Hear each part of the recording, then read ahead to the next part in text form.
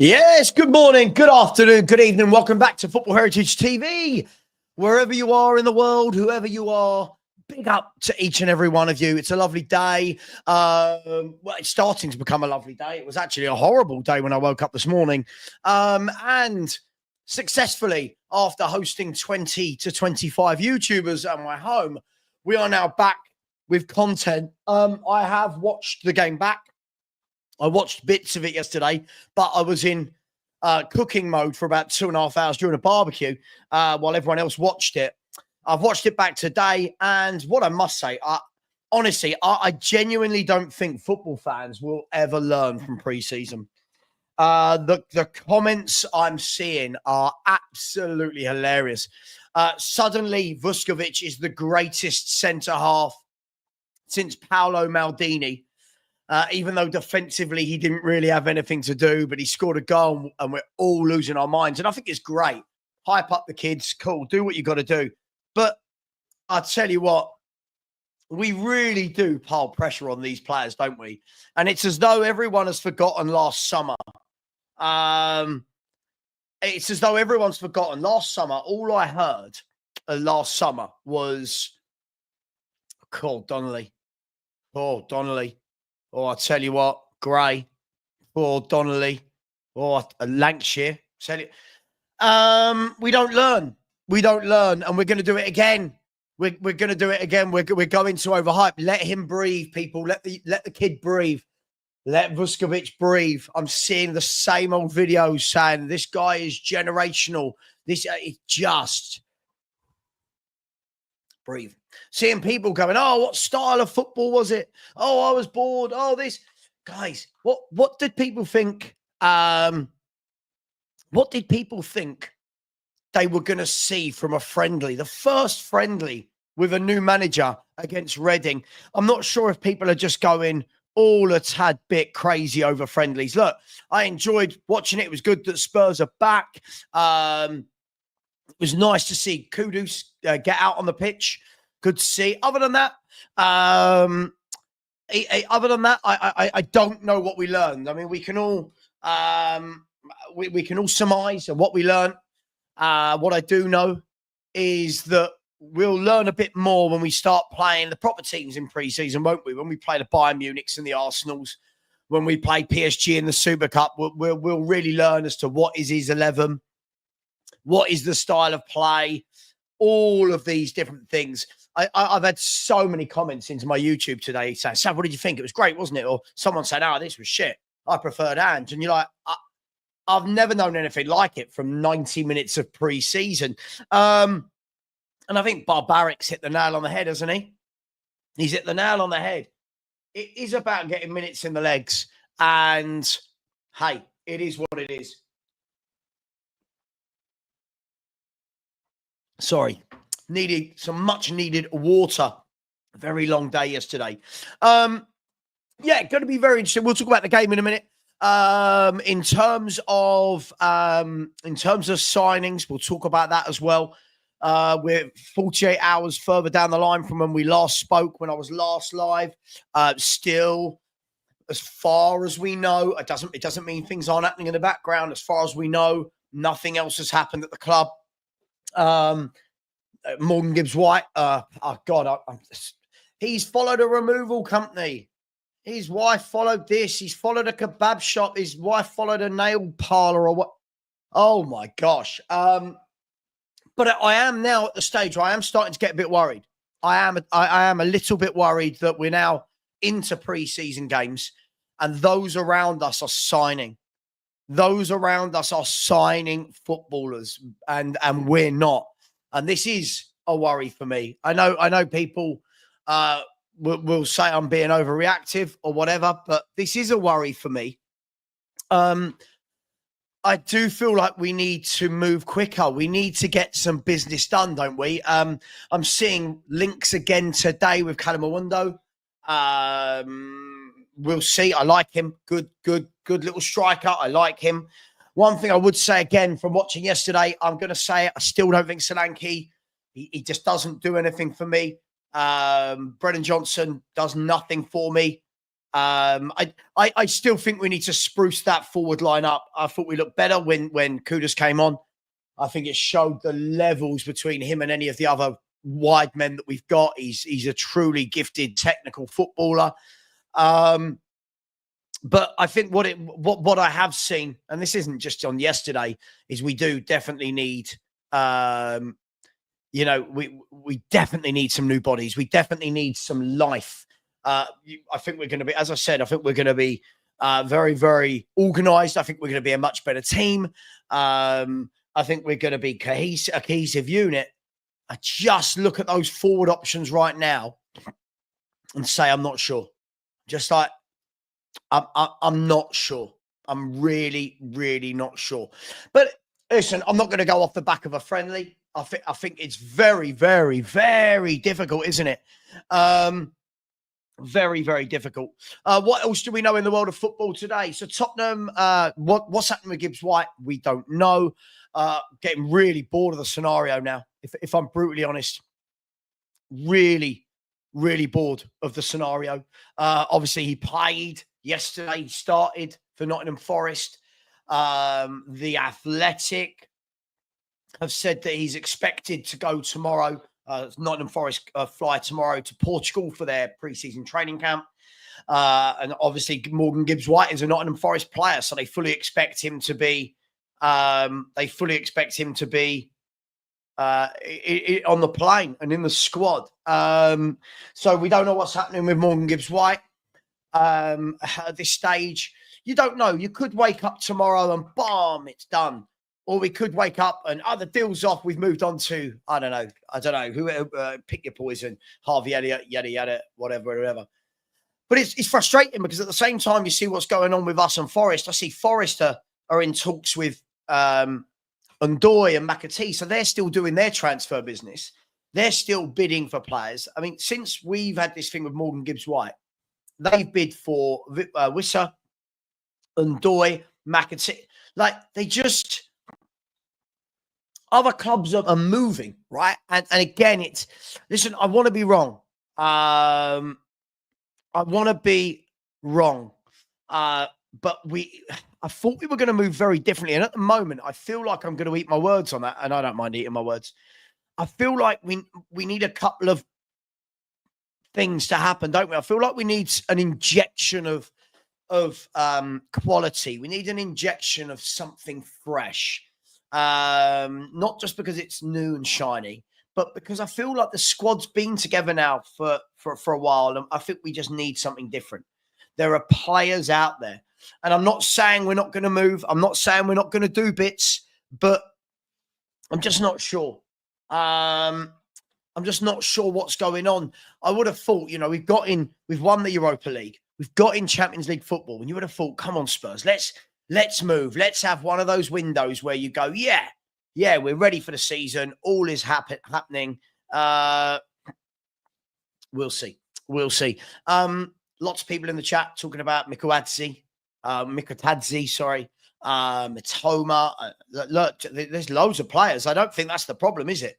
I don't think the problem is that there aren't players out there. I feel half the issue is us being impatient because we don't see what's happening. It's not well documented in the press like with other clubs. The other half is we have made one first team signing. We have made one first team signing, and it's the 20th of July. We play PSG in, if I'm not wrong, isn't it like 27 days or something? We play PSG, something 27, 28 days, something like that. Now, we also need outgoings, don't we? We also need to see some outgoings. So, the links today with, Calamundo, the links on Friday with Maxime Lacroix, and more notably Zabagny. It just needs more going out. It needs more coming in. And at the moment, I feel like Thomas Frank's going to have to pull a miracle out of the bag, because I feel like the other clubs are doing bits, and I feel like we're moving further behind. And I hope I'm wrong. As I said, I'll sit here. I hope, I'm a football fan like you lot. I hope that we wake up tomorrow morning, and I hope that this afternoon we get a here we go. And Spurs have moved silently for Matoma, for whoever it may be. But at the moment, it just doesn't really seem to be gathering any pace. And my man Dylan, absolutely wrong. Absolutely right, sorry, should I say. Big up, Dylan. Hope you're well. Said the Morgan Gibbs White saga shouldn't stop us from doing business. A left back and a DM are a must. Yet here we are, just Kudus and Takai. Possibly a new centre forward and wide forward will also be needed. And I think that's the problem, Dylan. I think we can all see, right? I think we can all see the obvious gaps. Now, I'm not saying there might be a position that Thomas Frank thinks. Thomas Frank might have come in, I doubt it, but he might have come in and gone, oh, Porro and Spence are rubbish. I need a right back. I'm not saying he's done that, but he might have done, right? But I think you're right. I think we all know that we need competition at left back. I think we all know that we need that one midfielder. And for me, I think you're right. I think we need a centre forward, and I think we need a left-sided winger as well. I don't think what's there in the squad is good enough. If we really want to, like people are saying, oh, if he doesn't finish top 5, he's a dreadful manager. But look, in the last 2 years,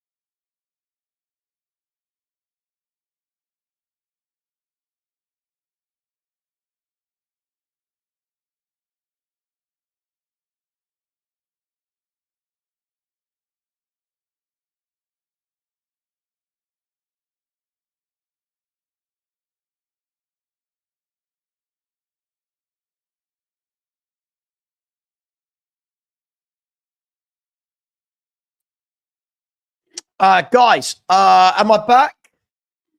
Everybody, am I back? I don't know what has happened there. Apologies, my computer just literally died. Can you hear me? Just somebody give me a thumbs up or say yes or something. Good. So sorry. I don't know what happened. Literally looking at the screen and then just died. And my computer, I don't know whether it needed to do a reset. That's never happened to me before. Apologies.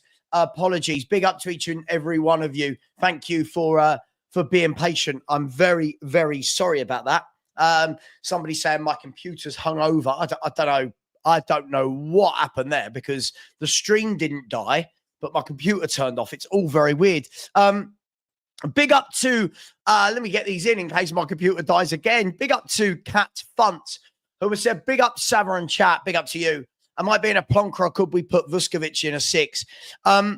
Listen, how was the barbecue? I'll come to Vuskovic in a minute. The barbecue was fantastic. A very long day. First person arrived at 11 a.m., half 11 a.m., and the last person left at about 3 a.m. So a long day, thoroughly enjoyable day. Great to see some old faces. Great to meet some new ones. I think we had a really good time. A lot of food and drink was consumed. Everyone watched the game. We had a quiz. All 20 had a quiz. Sorry, again, look, what's going on with my computer? Like my screen size has just completely changed. 1 second. What is going on here? Why am I? What's going on? Sorry, bear me 1 second. Why is that not? I don't know what's going on here. I'm so sorry, guys. I don't know what's happened. Hopefully that should be me back to size and back to normal. Yeah, we had a FHTV quiz that Chris put together. And there was a runaway winner with a quiz. I'll just leave it at that. There was a runaway winner. Anyway, thank you for asking. Can we put Vuskovic in a 6? Look, I feel like we do this all the time, don't we? I feel like we do this. We see a player have a game and then we start trying to pigeonhole them into different positions. I've heard this for 2 years now, 3 years with Romero. Oh, could we play Romero there? Could we play Van der Ven there? Why can't we? Why can't we? I'm just going to say it. Why can't we buy a number 6? If we need a 6, why can't we buy one? Let's stop trying to put people into positions that you're in. T-Tit, it wasn't my quiz. I didn't write it. I just won it. Come on.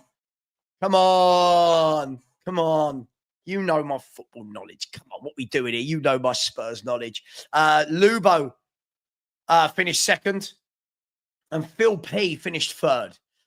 So Phil P finished third. It is what it was. 50 questions, mic drop. Come at me. All the YouTubers, come at me.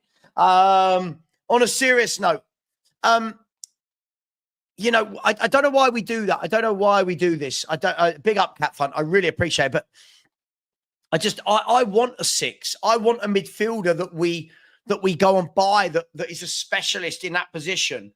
I don't want us to shoehorn somebody into that position, but hey, each to their own. By the way, just hearing that Man United have approached Chelsea about Nicholas Jackson or Nkunku. So Nicholas Jackson or Nkunku. So that's a very, very, very interesting one, isn't it? Nicholas Jackson or Nkunku. Man United looking to completely revamp that forward line. Cunha and Buemo already on board. If they get Nicholas Jackson as well, Cunha and Buemo and Jackson, it's definitely very different. It's definitely quick, pacey, powerful. We'll see. Big up to Cat Thump. Craig Fenner has become a new member. Big up, Craig. How we doing, bro? Hope you're well. Sorry that my stream just died. I was about to read this out.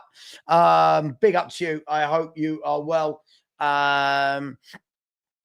Oh, by the way, Matteo Moretto are reporting that Nottingham Forest could soon make a move for Douglas Luiz.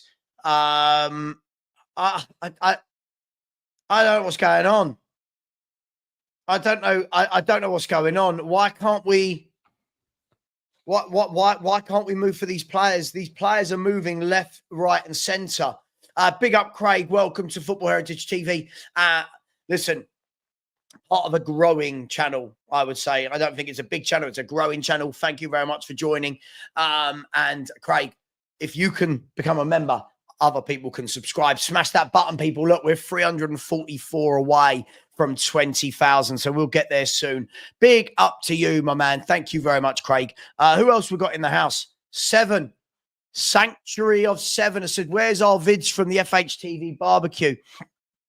There is a video of everyone, I didn't join in, singing about Ange Postecoglou. I think they're all doing it to wind me up. A few other bits that I probably can't show on YouTube, some swearing and some stuff, and shows my house. And but listen, big up to you. Thank you. It was honestly, it was a really, really good day. I think everyone had a great time. There were definitely going to be some sore heads this morning as I was out spraying the patio with a jet wash and tidying up and cleaning up, and then thought, you know what, let's have a stream. By the way, we've got the big up to you, Sanctuary. We've got the Spurs review tonight, people. I've got a big panel for you tonight. Tonight we are joined by Danny Kiriakou, Lubo, Jim, Kate, and Ellie. So we've got a very interesting crowd inside tonight, inside Football Heritage TV and the Spurs review. That will be at 7:30 p.m. as per every Sunday, and we'll be speaking to them in more detail. Hey, big up to you. Big up to my man, Tin Man 007. How you doing? Has said, we hype up everyone. Amen, brother. Oh, amen. We hype up everyone. I get it.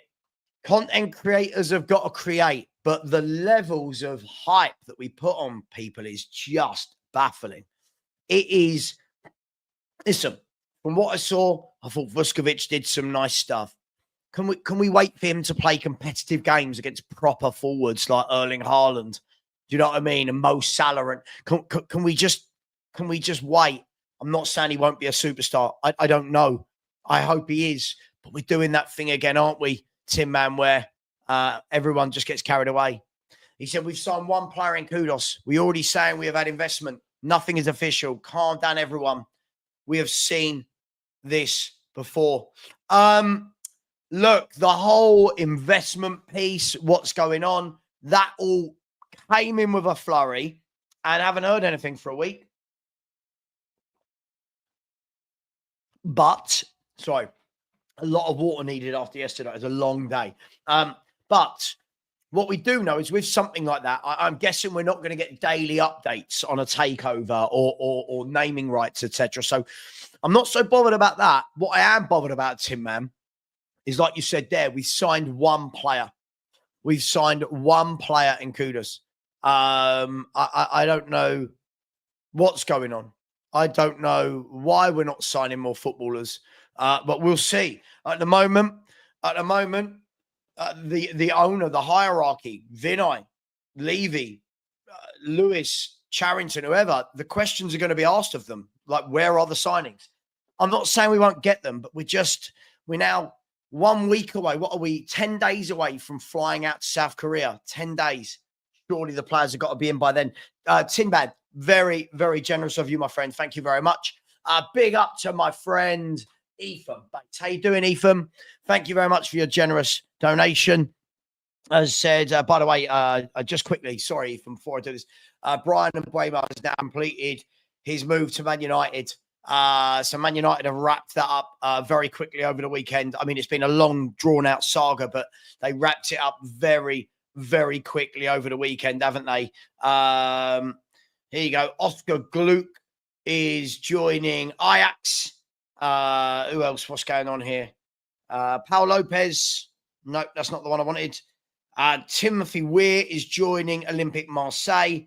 Ben Jacobs has said, if Manchester United approach Chelsea over Jackson and Kunku, I believe that Chelsea would bring Garnacho up to at least see if there's value in adding him to the squad. Everyone's doing bits. Everyone is doing bits. Why aren't we? Big up to you, Ethan, who has said, I'll be really disappointed in Tottenham if we spend this much time on Morgan Gibbs-White to not get him. Also, the same people demanding Frank gets top 4 are the same demanding 5 new players. Yeah, look, I think we've got to be very, very careful about the demands we make of managers too soon.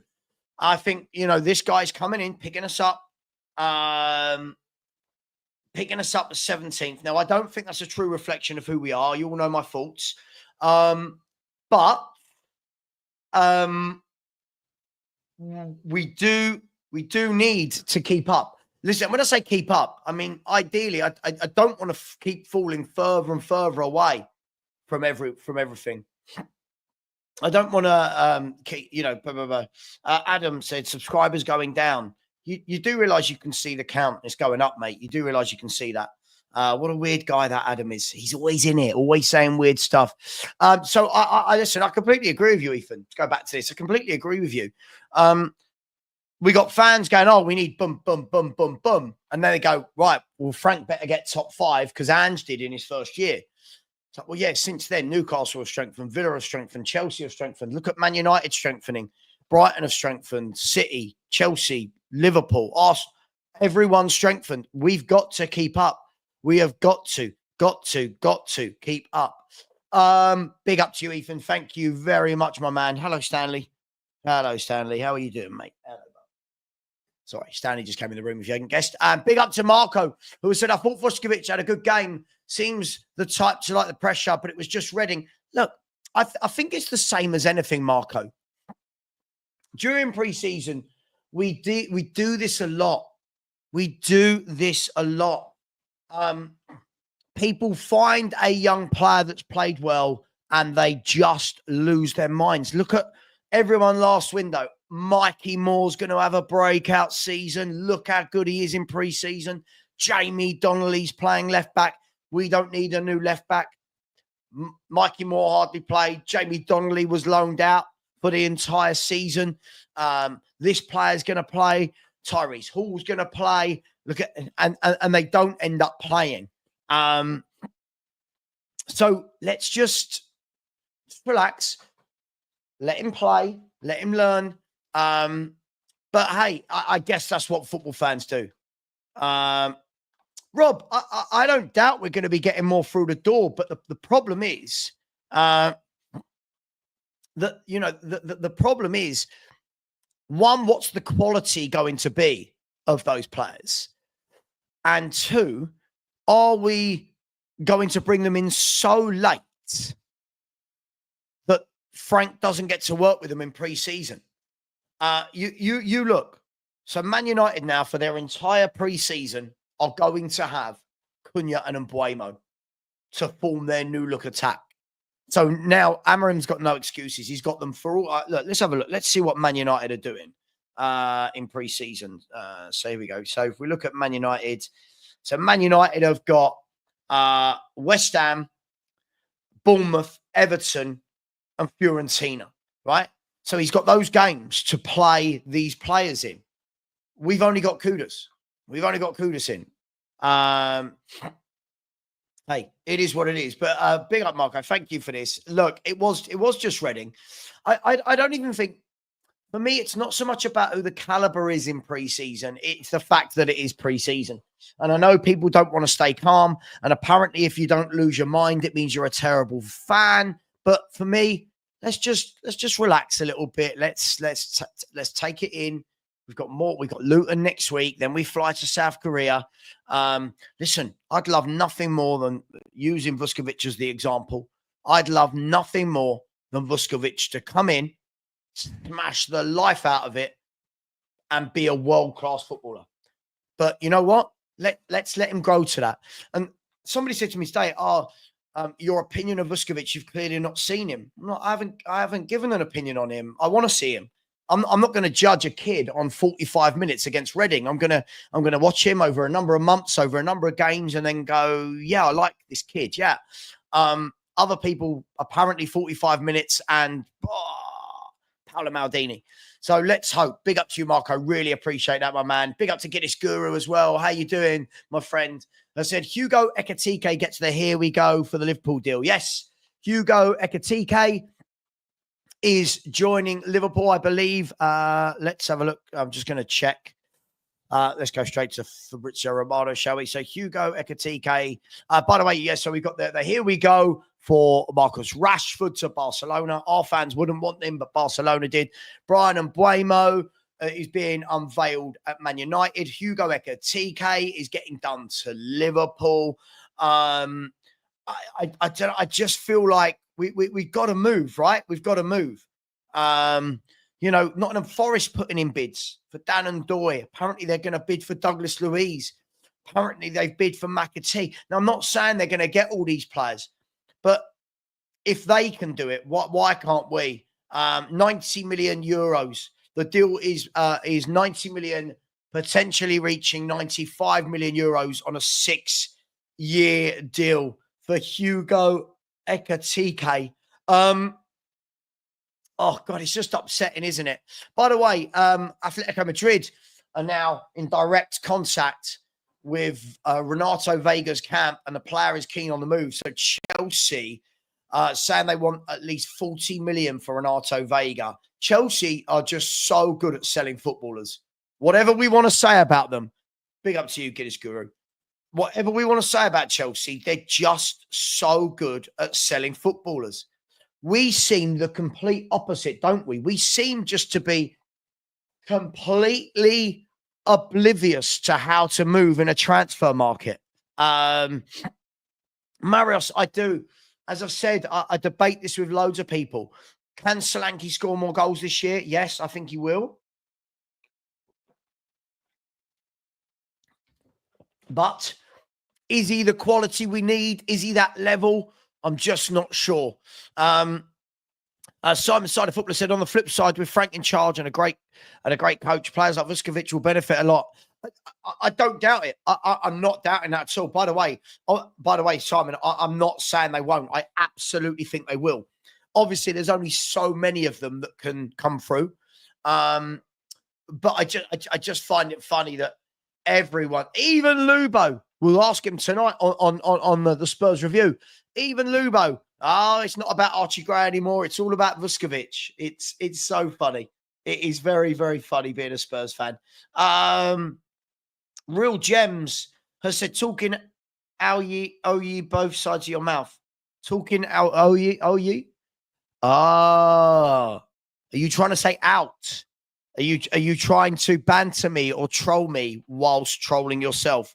Talking out of both sides of your mouth. Big up to you. Doesn't everyone talk out of both sides of their mouth? What a stupid thing to say. Possibly. Look, they listen. I do feel like they're under a bit of pressure, and what I mean by that is, Arnie Slot, couldn't think of his name for love nor money there. Arnie Slot has won it, right? Arnie Slot has won the league, but with somebody else's team. Now, I'm not knocking that. Superb. I'm not knocking that. But now he's got in Ekatike, Florian Wirtz, Kirkes, Frimpong. If they do get in Aguayi, for example, now these are his players. The Liverpool fans will be demanding, go and win it again. You've got your own team now. Go and win it again. And I remember Pep saying, winning the league isn't the difficult thing. Retaining it is the difficult thing. So we'll see. Ozzy Mandias has said Rashford would have been the best attacker at Spurs. I agree. Listen, as I said, I would have taken him. I know a lot of people were saying, but his attitude, but this, but that. But we keep saying this about players that move to good clubs. You know, like if Garnacho goes to Chelsea, we wouldn't want him. Rashford to Barcelona, we wouldn't want him. You know, they're talking about Grealish possibly going to Newcastle or Villa. Yeah, but we wouldn't want him. I am a bit, I've always said to you guys, I've never lied to you all. I am a bit confused as to our fan base in general. I'm bored of it. I'll be honest. I'm bored of this duo. I don't think Sar's that good. Bentancur I've seen for 4 years now. I still think we need a better midfielder. I think we need a midfielder that goes in there and runs the game. I think we need someone that goes in and runs the game. I don't dislike them. I think that Sar's got his uses. I think he's a workaholic. He's got a great engine. But for me, is he that level? Would he get in a Chelsea, a Villa, a Newcastle, a Liverpool, an Arsenal, a City? I don't think he gets in any of these teams. Of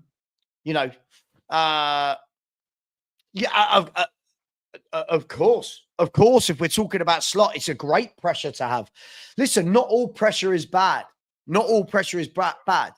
But this is what, when winners,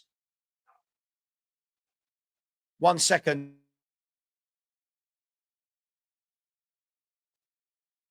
When winners win, sorry, I was just shouting at Stanley. When winners win, they put more pressure on themselves to keep winning. And that's part of why the winners win.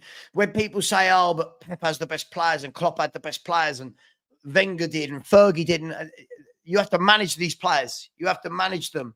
I would have taken him all day long. Watch him be really good. Savva, I have no respect for you. You gave up on Breaking Bad. Oh no. How will I cope? I've tried it. I just can't quite get into it. Harvey, I said, I've been hearing about Jack Grealish to West Ham. Look, his name is out there, right? I definitely see a deal. is going for Jack Grealish this window. Let's see where he ends up. Still at a top footballer. Can they afford it? My West Ham mates saying, I just don't see how we're going to afford it, they said, but we'll see. I agree with this. I agree with this. Sarr, for me, I think you're absolutely bang on. Sarr, for me, is the guy you bring on. For me, I don't think he's the guy you start to control games. Just some breaking news here that Sol has terminated his contract at Atletico Madrid and leaves the club after 17 years. Trabzonspor will sign Sol as verbal agreement. So Atletico Madrid are doing a lot of business this window, aren't they? They're doing a lot of ins and a lot of outs. Fabrizio Romano just showing that Brian Mbeumo is at Carrington to sign for Man United. I'm all a bit jealous. Not so much that it's Mbeumo and Man United, but just that these clubs are doing bits. I want to wake up and see that we're signing exciting players. Gary, big up, bro. How you doing, my man? Hope you enjoyed the photo I sent you yesterday of me and Lubo chewing the fat at the barbecue. Not literally the fat, chewing the football fat. Said if we don't get a new 9, a left winger and a DM, we're going to be mid-table. Look, as it stands, I do think we'll be 7th or 8th. As it stands, I do think there's better teams than us. Couple of signings, like you say, can completely change that.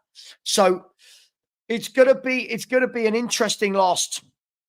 What are there? 6 weeks of the window left? Is that right? 6 weeks left. But we're doing what we normally do, aren't we? We've got one in. It looked like the promise of loads, and now all of a sudden it's just lots of rumours, lots of links. Where's the signings? Johnny said Morgan Gibbs-White deal is not close. That is why he's expecting to be on. Of course. I don't know what's going on here. I'm obviously, look, I want to get that deal over the line, but it shouldn't be stopping us doing other deals, should it? You know, it's all gone very quiet on Calamundo. What's happening with Wissa? Like, are we going for these players? Are we going to bid for Zabanyi, or we've inquired? I all of these different things. You know, but it's just a bit crazy. Didn't want Rashford, so we'll go for Bamford from Leeds on a free. Probably. Listen, I'm not saying that Rashford's the answer to everything. I'm just saying that there are good footballers moving, and Spurs aren't buying any of them at the moment. Bobby Andrews, how you doing, bro? Hope you're well. Said for me, we must sell Sonny. He is a shell of his former self. A no-brainer for me is go get some money for Sonny and then loan Grealish with an option to buy. Mate, I would love that. I would love that. I think he brings so much. A lot of our fans wouldn't want Grealish, though, Bobby. And these are the fans where I just question, like, why wouldn't you want quality footballers at the club? I just question it massively. Why wouldn't we want quality footballers?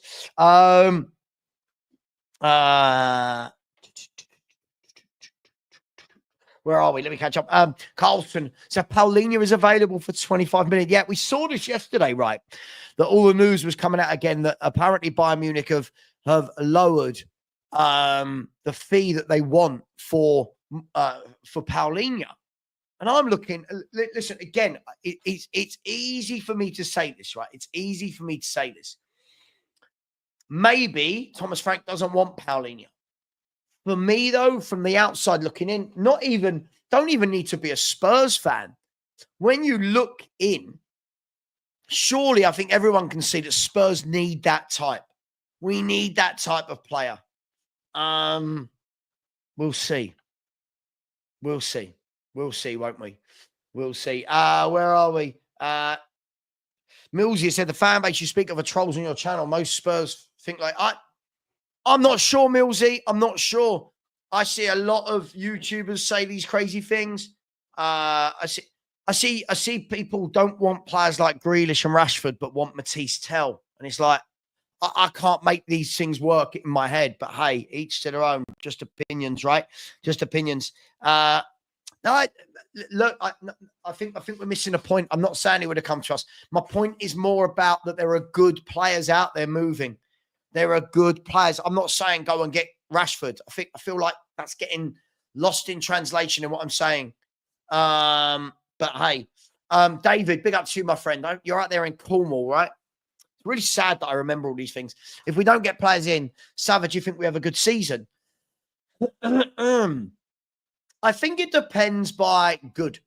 I think the definition of a good season for me, for you, for everyone here is all going to be very different. There are those now that are just being really childish and saying, win a trophy or it's crap, which I think is very, very silly.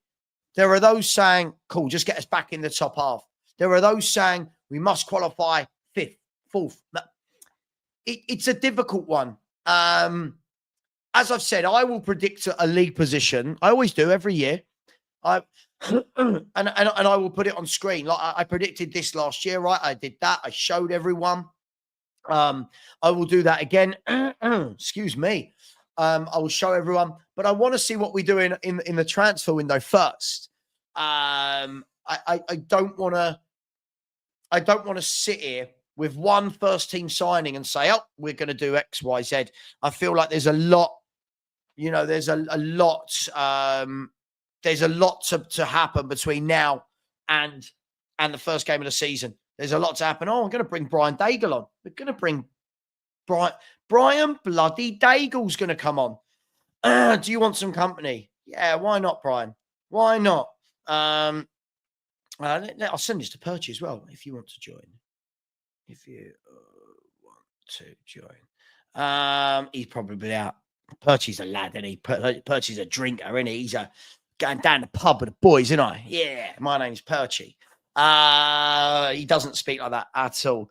I'd tell you what, we're about to have our presence graced with Sean Butler as well. Send me the link. I've got a little bit of time. Lovely. Thank you for fitting me in. And we can cook him again about Tell. So all of a sudden, looks like we're going to be getting some guests. Big up to each and every one of you. Thank you for everyone that has subscribed. Thank you for everybody that has liked so far. I won't go on about it, but if you could like, that would be absolutely amazing. And don't forget, tonight, we've got the Spurs review. The Spurs review tonight, as I said, we've got Jim and Kate joining us. We've got Ellie joining us, Danny Kiriakou and Lubo. So a very eclectic mix of people there for you. Very, very interesting indeed. Where are we? Yeah. And Scott, this is what I said earlier. I think this is where I'm going to contradict myself, but I'm aware I'm doing it. Is I get really frustrated. It's like, why aren't we doing anything? But at the same time, I kind of know that we will be in the background. But I think the thing for me is more that we need to move quicker, right? This is the problem for me. I think we've definitely got to move quicker. We've definitely got to start getting footballers in so they can play in pre-season. If we don't, I do feel like we're going to be left behind further. I think I'm looking at the top 5 last season. No, I'm not, because the BBC have updated it now. They've taken away last season's table. We finished on 38. I think we finished like 28 points off the top 5, if I'm not right. It's a hell of a lot of points to make up, isn't it? It's 10 wins to make up. That's assuming that point total gets you there again. Sustainable shooter. So big up Savva. I watched the Sun YouTube debate between you and the West Ham fan. Very fair to have a West Ham fan as the host. Yeah, I couldn't believe I lost this debate. Will, the producer, I love Will. He's such a good guy. He's a West Ham fan. And I said to him, right, this is exactly what I said to him, right? So if anyone hasn't seen it, please go and watch it and subscribe to the Sun Sport channel as well. As soon as I knew he was hosting, because he called me the day before, said, just so you know, we're doing this, whatever, you talk for us, happening. And I said to him, you're hosting a debate as a West Ham fan between me and another West Ham fan. And I said, how much money are we going to put on that I lose this 3-2? No, I'm fair. I went, no, you're bloody not. People trying to tell me that Potter did more. It's not Potter, that David Moyes did better at West Ham than Poch in his tenure. And I was like, hang on. If we're going to go with one Conference League, sure. But let's not undermine what Maurizio Pochettino did at Tottenham Hotspur. It was absolutely crazy. Yeah, Grealish. Yeah, for sure. He's a top footballer. He's a winner. He's a pro. He's a leader. I don't understand. I don't understand people that are sitting there going that they don't want him. I don't get it. Where are we? Kiri, I said, I've burnout from the Morgan Gibbs White situation. Yeah, it's all got a little bit meh now, hasn't it? What was a brilliant signing out of nowhere? Suddenly now it's just like, oh, can't, come on, get the deal done, rather than the mass of excitement that I think we all experienced. And as I said, it's not that it's Morgan Gibbs White. It's just that that's Spurs, isn't it? It's the deal. Jimmy has said, if Frank don't want Paulinho, but he wanted Johnson and Gray at Brentford. Hang on, but you don't know he wanted Tell. He wasn't here when we signed Tell.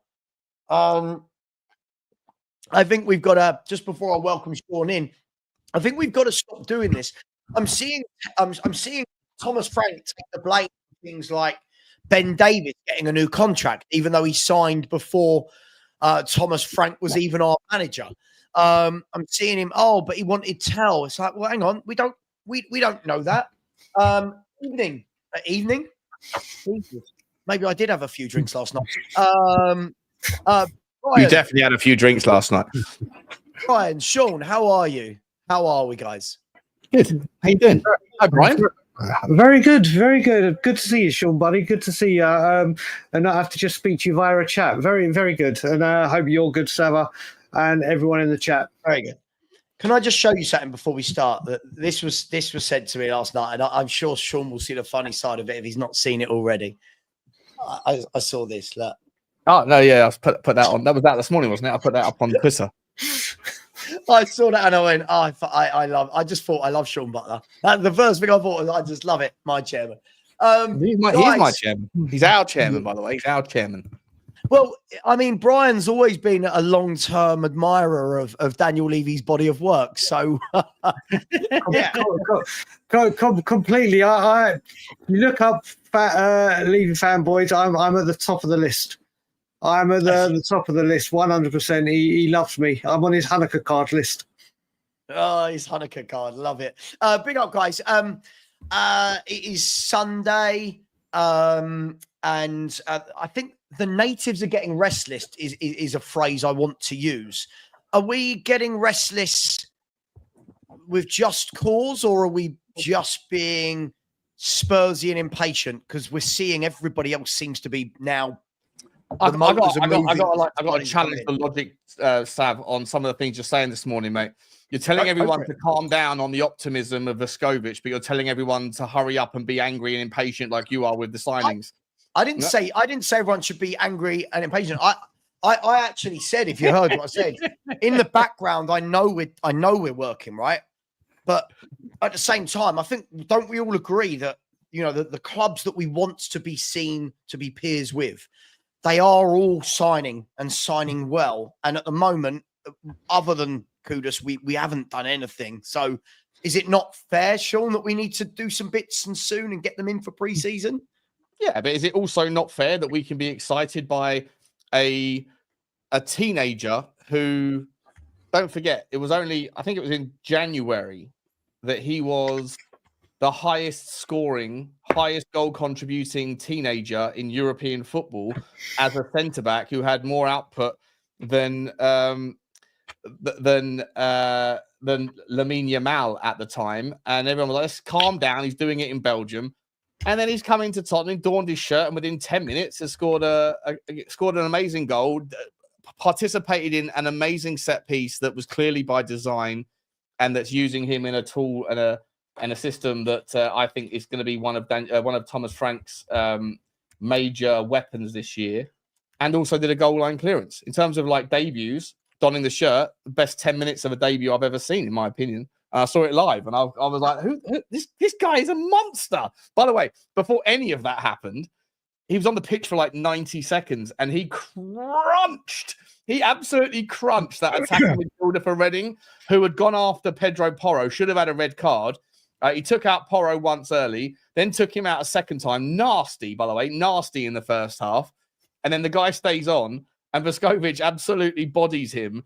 And it was a fair challenge, but he goes through him because he must weigh about like 15, or I don't know how much he weighs, like 13 stone, but he's 6'7" or 6'5". He's got a couple more inches in him. This guy is going to be, in my opinion, if Tottenham loan him out, if Tottenham arrange it, look at Perchy. Percy was out last night with other you and Ben Bowman were out drinking last night together, weren't you? I wasn't out with Ben Bowman. I saw him. I just saw him in the pub in Reading. That was all. I didn't bump into. When are you two starting a channel together? Yeah, I went to the game yesterday. Why you text me? Oh, I'll be honest, I did forget. I was going to be fair. I was going to, but I did forget. I'll be honest. I was in the Three Guineas game. Oh wait! You was in the what? You were in the VIP with the other. I was in any VIP. I was at the front. I was at the front, just behind the goal. I was row C, but then actually Johnny, I shared a seat with Johnny right up at the back, but.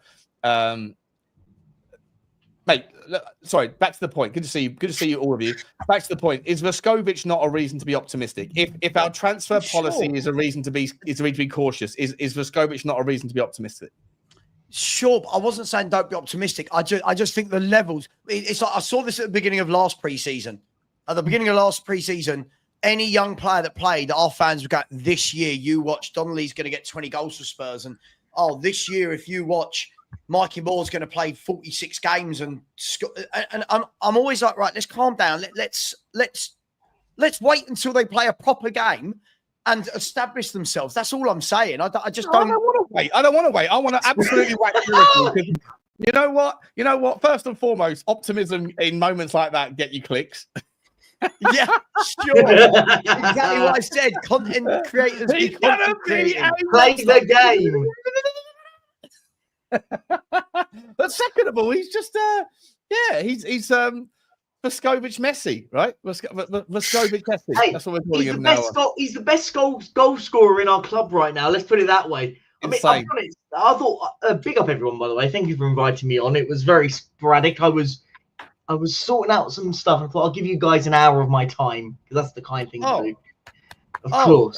Thanks. Sean wasn't even that polite. Sean said he's given me 35 minutes of his time. Very specific. But no, look. Daigle 29. Didn't time limit me, did you, Daigle? Daigle just said, "Hello, mate. Do you want some company?" That's what Daigle said. Hey, that's it, mate. But of course, it's what I do, mate. I've been up since 6 a.m. and I thought, you know what? Savva's on. He was all on his lonesome. I came on, and Sean was there, and now it's trending. Now people just want to come on the show. So you got the company. No time limit for you, Sav. No time limit for you, buddy. The only problem is now seeing the subscriber count. I've come on and you lost two subs by the time I turned up. People don't want me here. Now that's And listen, by the way, thank you for helping me do that, Perchy, because I would never have known how to link that to my YouTube studio. I was in a fluster and Perchy was talking me through it like it was the first time I'd ever learned the alphabet. So you now use OBS, do you, Savva? Only for that, and my technical guru in the top right there to helping me sort out for watch-alongs next year. We got some new technology coming for watch-alongs, but I'm on the OBS virtual. Am I, Perchy? I'm on the OBS virtual camera. Yeah. There you go. Yeah, just simply yes, but it uses it as a virtual camera, so his camera pulls up. Anyway, it's irrelevant. Yeah. Anyway, let's. I definitely don't have to do this. Right? Was that the conversation for Scope? Look.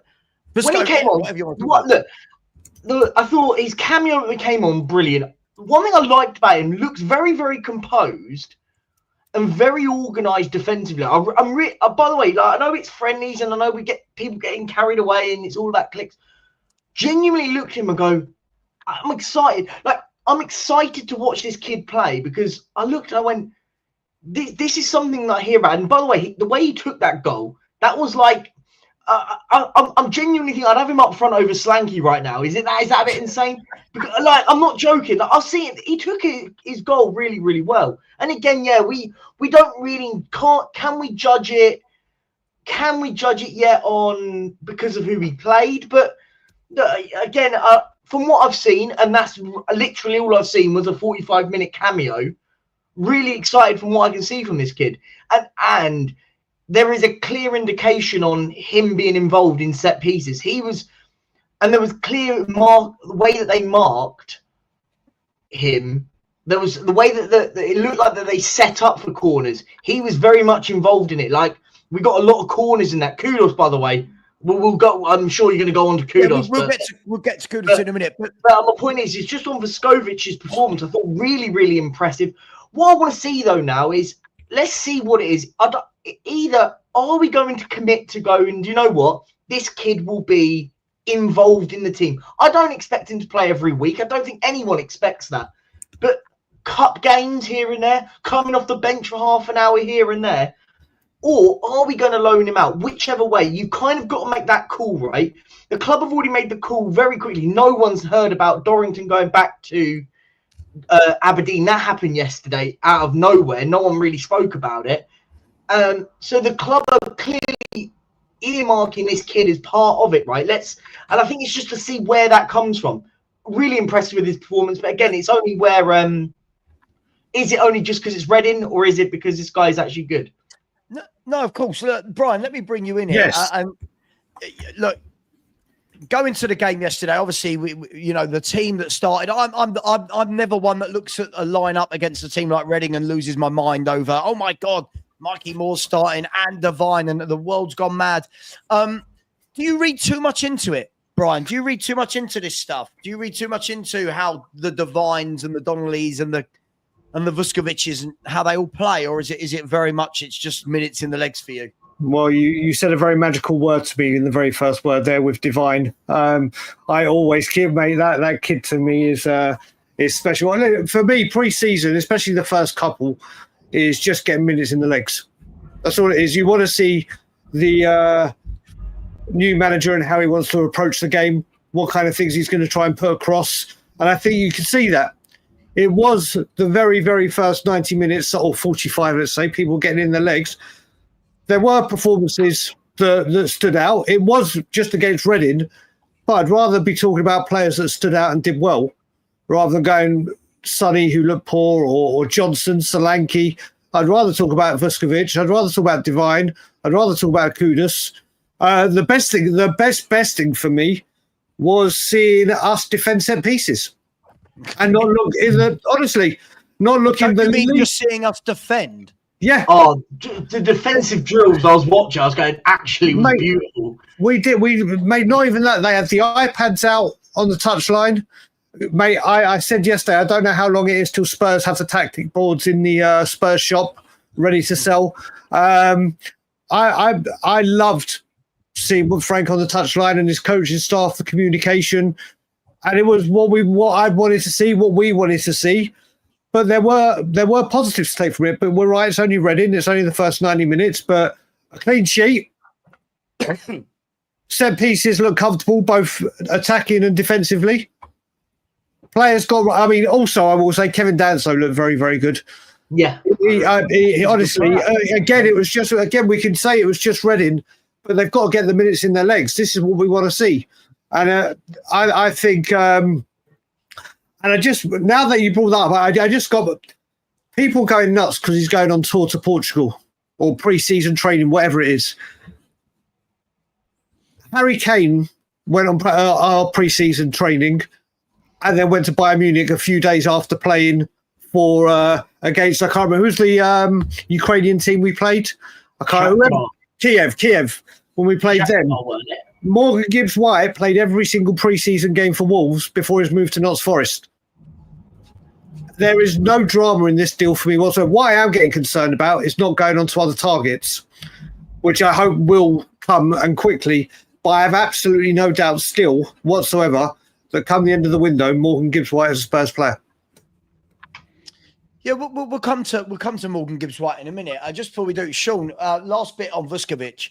I know he must be the world's greatest player because even Lubo yesterday, while watching the game at my house, this affinity that he's got with Archie Gray shifted, and it's now going to be a year of us talking about Vuskovic instead of Gray. So if Lubo likes Vuskovic, he must be the chosen one, Sean, right? He must be. Yeah, I mean, I don't take too much of what Lubo says with anything more than a very, very, I love him to pieces. But yeah, he's not the bastion of my opinion. Let's be entirely honest. I love it. He's gonna be so angry with me. He's gonna say, "You're so disrespectful, Sean. You don't respect my opinion." Well, you know, I respect the man. I respect the man. I think the Archie Gray love affair was a little bit overhyped. But if he's on the same train as me on regards with Vescovic, then that's one step towards him being on the right train for a lot of other things as well, like my chairman. Shameless. Absolutely shameless. Look, on a serious note, guys. I mean, I watched bits of it last night and bits of it this morning because I was actually cooking during the time. I always think it's difficult to really gauge from a pre-season game, especially the first one, how a team's going to play, what's the shape going to be, who's going to be in the starting 11.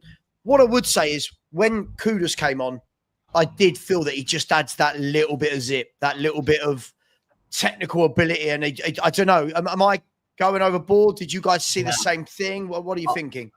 I thought when Kudus came on in that second half, I think you hit a nail on it. It's really hard to judge because Reading didn't do 45-45. They did 60-30. In minutes. So you could argue, well, Spurs put a load of fresh players on, and that's where both our goals came from. So not to sort of argue on that, but to talk on the Kudus thing though was he came on and I went, that's a player. You watch a football player and go, you've got something special here. Like I thought he was jinking his set pieces. By the way, his corners were brilliant. By the way, his corners were fantastic. And yeah, I thought he came on and just added that bit of specialness what we needed. I think it's like I'm excited to see more of Mohamed. He's levels above our other wingers, isn't he? Like 100%. He is level like 100%. I think he's there, and I think all the rest are down here. Like he's that much better for me. Do you know what? His final ball though, by the way, was brilliant yesterday. I think people will look at he got the assist for the Vescovic's goal. But all the time, he gets it on that byline, his head's up looking for a player. Who's there picking up either on the edge of the box or on the 6-yard box? I'm going, never really had that. Like we seem to have over the last 2 years, it was, we heard all this thing about just get the ball in the box, but not finding anybody. Now I'm watching a player, get her head up, find a player. We had a couple of good chances. Their keeper made a couple of good saves in the second half. And I went, someone that's just looking to get that ball and find someone in the box, which was really, really good to see. Yeah. I mean, Sean, you were there as well. Anybody else that impressed you? Kudus, first of all. Anyone else that impressed you, or was it much of what you already know of the players? No, listen. I said this in the video I did earlier. I think that there's things that you don't see when you watch the game on TV, and things that you don't see when you watch the game live. I didn't see anything from Alfie Devine live that I was writing home about. I'll be entirely honest. What I did see. Hang on. Daigle's going to have you. Daigle's going to come for you, Butler. I have it in all. Sure, did you not get the contract where no Alfie Devine blasphemy is allowed when I'm on screen or in chats? I did. I tore it up, and that is just disgraceful, Shawnee. That is absolutely. He's done a Maranakis. He doesn't that's scandalous, mate. Yeah, I'm gonna lodge an appeal with YouTube. Apparently, that I wasn't aware of. So I'm lodging an appeal with YouTube, mate. You can't do anything until the appeal goes through. Okay, fair enough. What I did think was really extraordinarily optimistic in my mind was the fact that, first of all, I think set pieces. I've said this for ages. I think that set pieces under Thomas Frank are going to be taken really seriously. I think that was evident as well yesterday. I think that everyone we've been linked with that we haven't signed yet, from Lukumi to Leone to Coney de Winter to Paulinia, everybody is really strong in the set pieces. Even Kudus, for what it's worth, not because he's good at receiving set pieces, but because he's great at taking set pieces. I think that we're going to take these things really seriously. And I'll tell you something else I saw yesterday, which you may or may not have picked up on.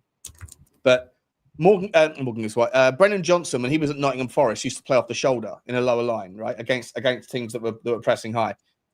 We never saw that version of Brennan Johnson. What I saw yesterday was a guy who there was clearly some signals, some sort of triggers that are being implemented here, whereby when the ball was on the left-hand side, in this case, it was in the first half, it was Danzo or Udogi, and occasionally Bentancur when he would drift left to pick the ball up.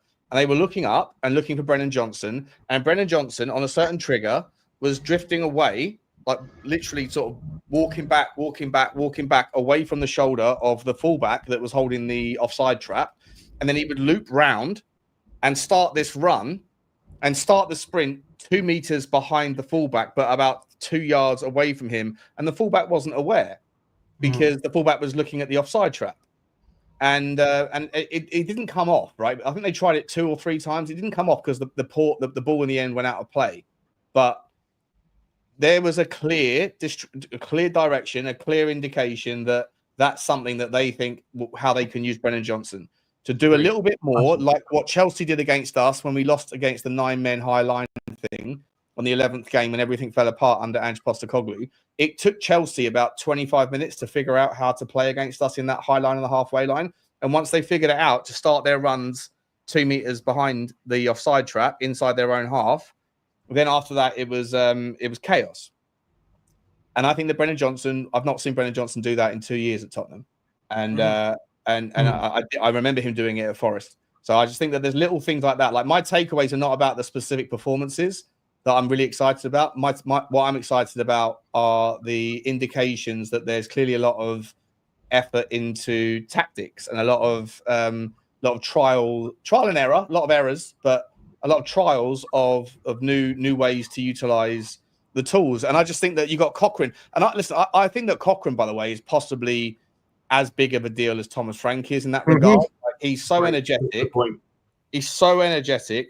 In the pre-match, I've got loads of clips of him. The energy that he gets out of the people, like it's infectious. Like when he's screaming and shouting, like yeah, that's it. Go Johnson, go! All that stuff. Like you can just see them. They're all buying into it because it just seems to have high energy, and that sort of thing is contagious. And I think that for him and with his little iPad and Thomas Frank engaging throughout the game, whereas what we're used to seeing is a guy with his hands in his pockets, kicking his feet on the floor, observing the game, and the same with people like Ryan Mason and the others that were behind him.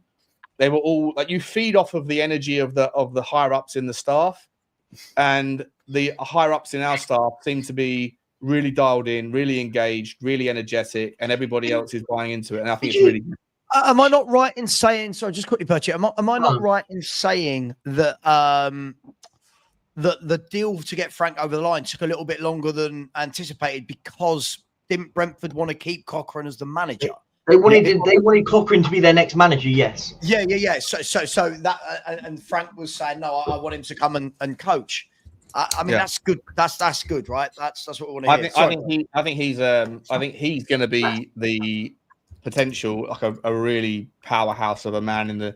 I've seen all the clips as well on the first days of training and that the Spurs official released. He comes across like someone that just is that you want to be around, and that when they're amped up, you're amped up. And I think that sort of stuff is worth its weight in gold.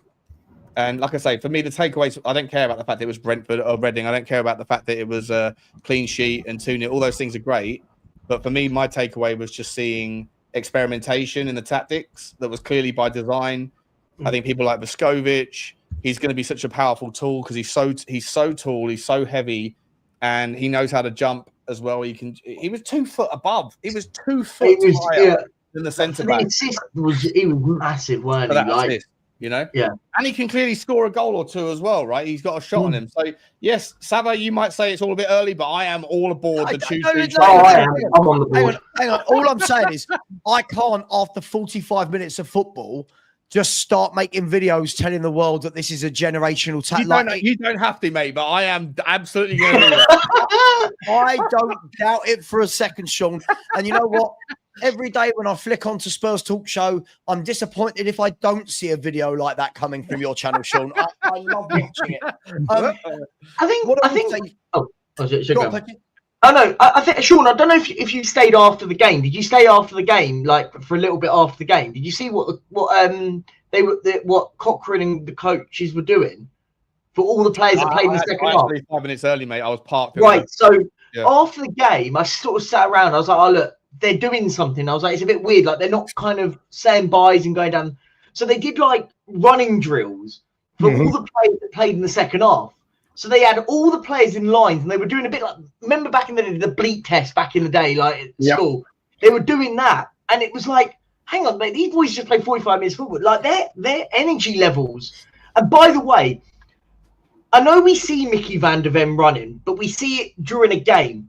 When you watch this bloke run off the ball and in a straight line when you're watching him doing a drill, this kid is mental fast. I know we talk about, he's running like an Olympic sprinter. It was crazy. And like, I'm going, so there's clear indication at pre-season. The idea is if you guys aren't running hard enough, we're going to be getting you working hard enough after the game. Like if we don't think you've run that. So I was really, really impressed with that. I think I was really impressed with a lot of it. And do you know what? I was just impressed with everything. I think, Sean, you nailed a lot of it. Like, forget about individual performances and forget about the result, because the results are relevant. It was, what can we see tactically that's better? And you're right. The fullbacks were they were touch tight on their touchline. And you're right. They were making those diagonal balls into the wingers to sort of break the lines with the back line. And you go, I like what I saw. I was going, that's what I want to see more of. And as I said, it doesn't matter which fullback it was in the first half or the second half and which winger in the first half and the second half. You had these intricate passes to break the lines on their back line, which I was really, really impressed with. Yeah. Yeah, it's good to see. It was almost like we were coached. By the way, thanks to Danny, who turned up to my house yesterday with a pack of rich teas. Not only rich teas, 30% less sugar in them. Thinking of my health. Also 30% less flavour then, yeah? Yeah. That's how I read it as well. But it should have been 33% because they are the Ben Davis of biscuits. Let me do a couple of super chats, right? And then, Brian, I'm going to ask you about our transfer window. And Sean will obviously back Levy or whatever happens. But big up to Emma Morton. Much love to you, Emma. Really appreciate that. Thank you. Always in it. Always very generous to me. Thank you very much. I hope you have a great day. Hopefully see you tonight for the Spurs review. Got a big panel for that for you as well. Moose, my man Moose. I think he followed me over here from Sean's channel. So big up to Moose. Always very generous. Never came back. What happened to you, Moose? Never came back. He found a better creator that doesn't think every player is world class.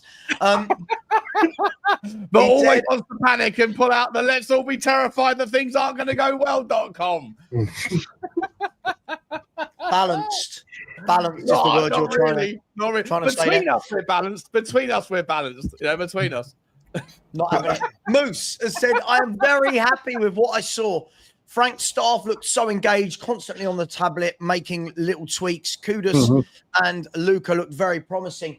Moose, as I said, I tried to say to anybody that would listen, when we were going after Thomas Frank in the summer, like the masterclass videos, the coaching seminars that he gives, you can see he's a proper football coach. You know what I mean? This isn't, you know, I've just become a manager. This is someone that studies the game. You can tell he's got a philosophy. And I agree. I thought Kudus and obviously Vuskovic looked good yesterday. Big up to you, Moose. And you come back in again.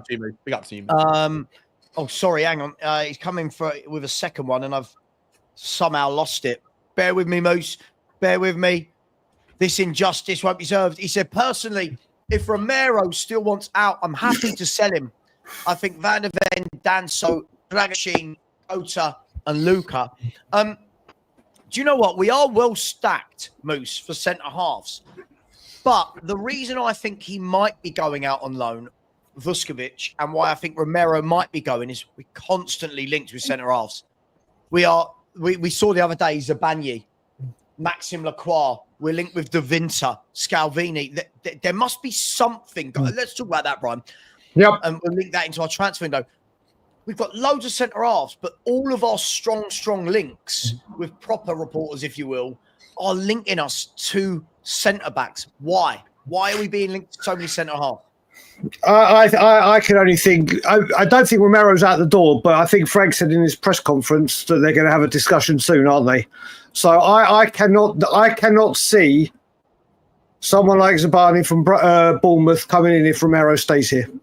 I just cannot see it. The only way I think a big money centre back comes in is if Romero departs. That could be the only reason to me. So the fact that this doesn't go away just because Atletico Madrid might have dropped out, unless he signs that contract, there could be a bid for Romero on deadline day or the week building up to deadline day. Once they've had the conversation and we know what Romero is doing or where Romero is going or is he staying, then I think these die. I think immediately centre-back talk dies if Romero commits to his future. If he doesn't, they're going to linger. Possibly. Does anyone else think that? Or there must be a reason, right, that we're linked with another centre-back. You know, everyone's bigging up Vuskovic. We're all saying Danso's a good player. Van der Ven, Romero, Takai. Why? If we're playing in if we do play a back three, which we know Frank could potentially do throughout the season, will we have enough centre halves? Right? Yeah, we can talk about Vuskovic and Takai. For me, they're still young lads that are coming in. I don't think Vuskovic will go out on loan per se. I think the club will try and retain him to keep. The club will try and retain him so they can get that homegrown club trained thing. Blah blah blah. Because if he's at the club for 3 years, when he gets to 21, he'll cover that. I think. But anyway, that's a different conversation. But I think for me, I look at it and go, well, do we have enough centre halves if he wants a back three? Because let's be fair with it. Romero and Van der Ven, to put them two in a bracket, aren't the sort of centre halves that are fit all the time, right? By the way, I do kind of agree on the premise. If we get someone like Zaberni, there is a reason he might go. I saw a couple of links that maybe PSG were interested in Romero. Not too sure how much of a validity on that part of it was, but for me, I think look, Romero is one of those. I think, or is that the. Sorry, try to get my words out right. For me, the one thing with Romero is if you do keep him and he doesn't sign a contract and you don't have clear vision on his future, you're going to have to lose him in next summer and on a bargain-based price, so to speak, right? You're not going to go and get your 60, 70 million pound for a player with 1 year left on his contract.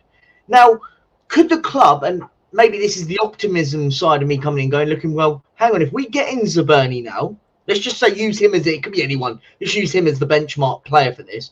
We get in Zaberni now. We go and say, well, we're not actually bothered if Romero does stay or does go. Again, wishful thinking, but in the sense of being proactive over reactive. And we're only going to sign a player if Romero goes. No. We're going to sign a player now. And if you want to stay in this, you're part of this. Or if you don't want to go, we're not actually that bothered if you do go. Does that kind of make sense? You mean acting like a proper club that are but maybe that's the actually directing. Yeah, maybe that's the optimistic side of looking at it. But surely that's what we want our club to be doing. Going, well, hang on, we're going to get in a player. If Romero if you want to stay, cool, you're part of this. We want as many good players in our team as possible.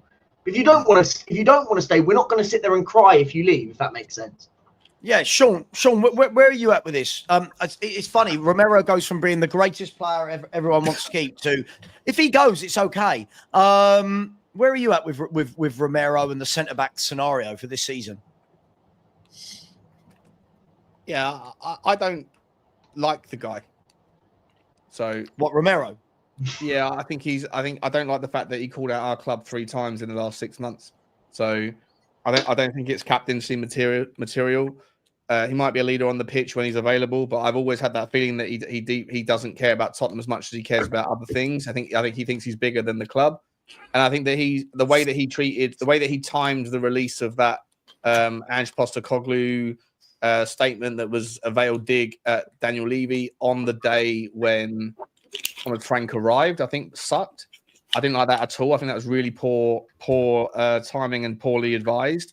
I also think that he said to Ange Postecoglou, the people that, like when he said about Daniel Levy, we fought together despite all the obstacles we had to face and all the obstacles we always will.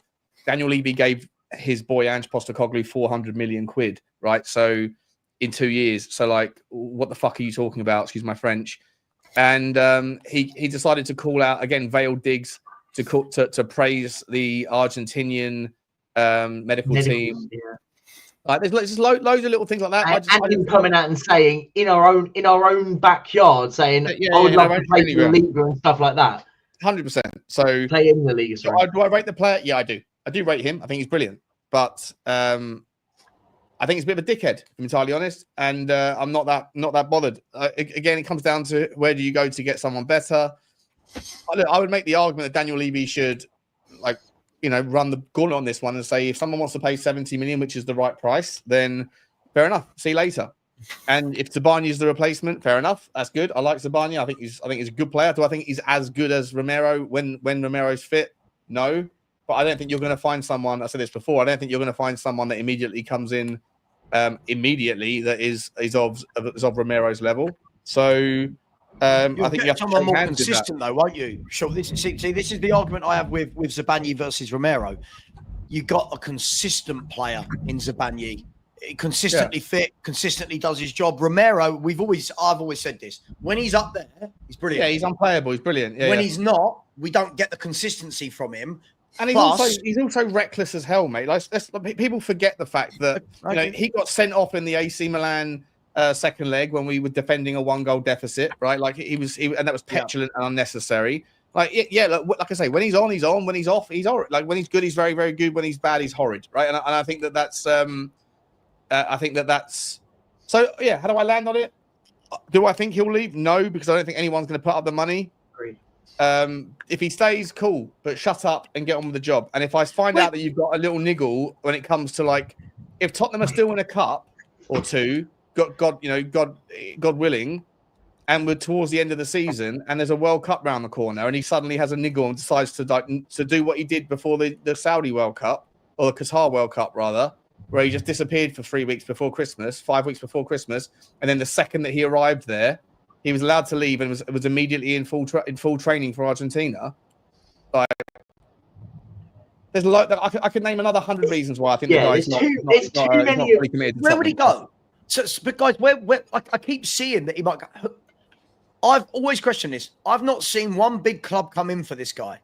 Who's going to spend 70 million on him?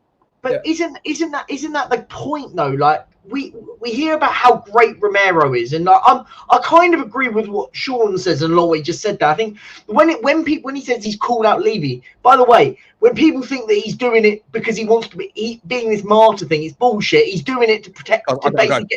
He's doing it to get into the World Cup. When I saw that, I read that immediately as, mate, you're just doing it. You're trying to use that as an argument to get yourself out. I'm not falling for any of that nonsense. But that's my opinion on it. But I think you're right though. There's no big, for all the talk about how great Romero is and what I hear all the time is how great this man is. I'm not hearing the Barcelonas, the Real Madrid, Liverpool, Atletico Madrid don't think he's that good enough to pay 70 million euros for him. Fine, or 60 million euros. They're buying loads of other players, but they're happy to go and get other players in it at the moment. Like they're very comfortable spending money. So it's not like it's a money thing. And I think that's the key bit, right? It's consistency. Lacroix's one. By the way, if we got in Lacroix, I'd be very, very happy. I think he's a very, very good centre half. Really good player. But yeah, I'm just not like on this. It's not slander. This is the thing. It's an objective opinion on what we're seeing. Good player, but let's be fair with it, right? Does he get into Liverpool, Arsenal, or Man City, the three best teams in the country? I don't think he gets in one of them, right? Yeah, listen, Liverpool just won the league titles from spending big. Romero will get into their team.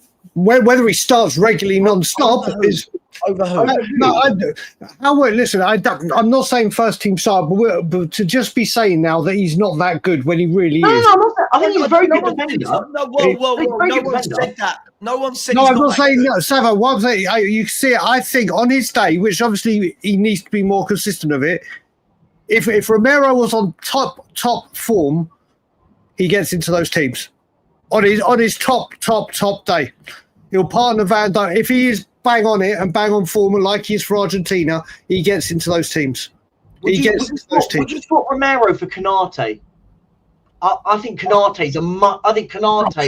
No, personally, I think Canate's isn't there a bit of a validity in it? The fact that there's a player that has actively said he wants to leave to play in the Liga, and Real Madrid are more focused on going, do you know what? We'll wait a year to get Canate than to get Romero. Look, I'm just playing devil's advocate in this. Like, Real Madrid are sitting there going, we're happy to wait a year just so we can get Canate. But they're not really sitting there. There's no talks between them. I know it's not A and B, but I'm just trying to use a bit of. No, I'm saying Romero, if he was on peak form all season, which obviously he never is and hasn't been, if he had a season like he plays when he's with Argentina for a whole tournament or whatever, then he's definitely right up there. He's definitely 100% right up there. But he doesn't do it consistently enough, and he's injured too often. That's the issue. That's my problem. That's the big problem with it. Sure. When he's on his game, 100%. I think it's interesting, right? I make you both right. I don't think he gets into Liverpool. I don't think he gets into City. I don't think he gets into Arsenal, right? And I think it's because of what you said, Brian. I don't think it's about his ability. I don't doubt his ability on his day. And I always caveat the Romero conversation with this.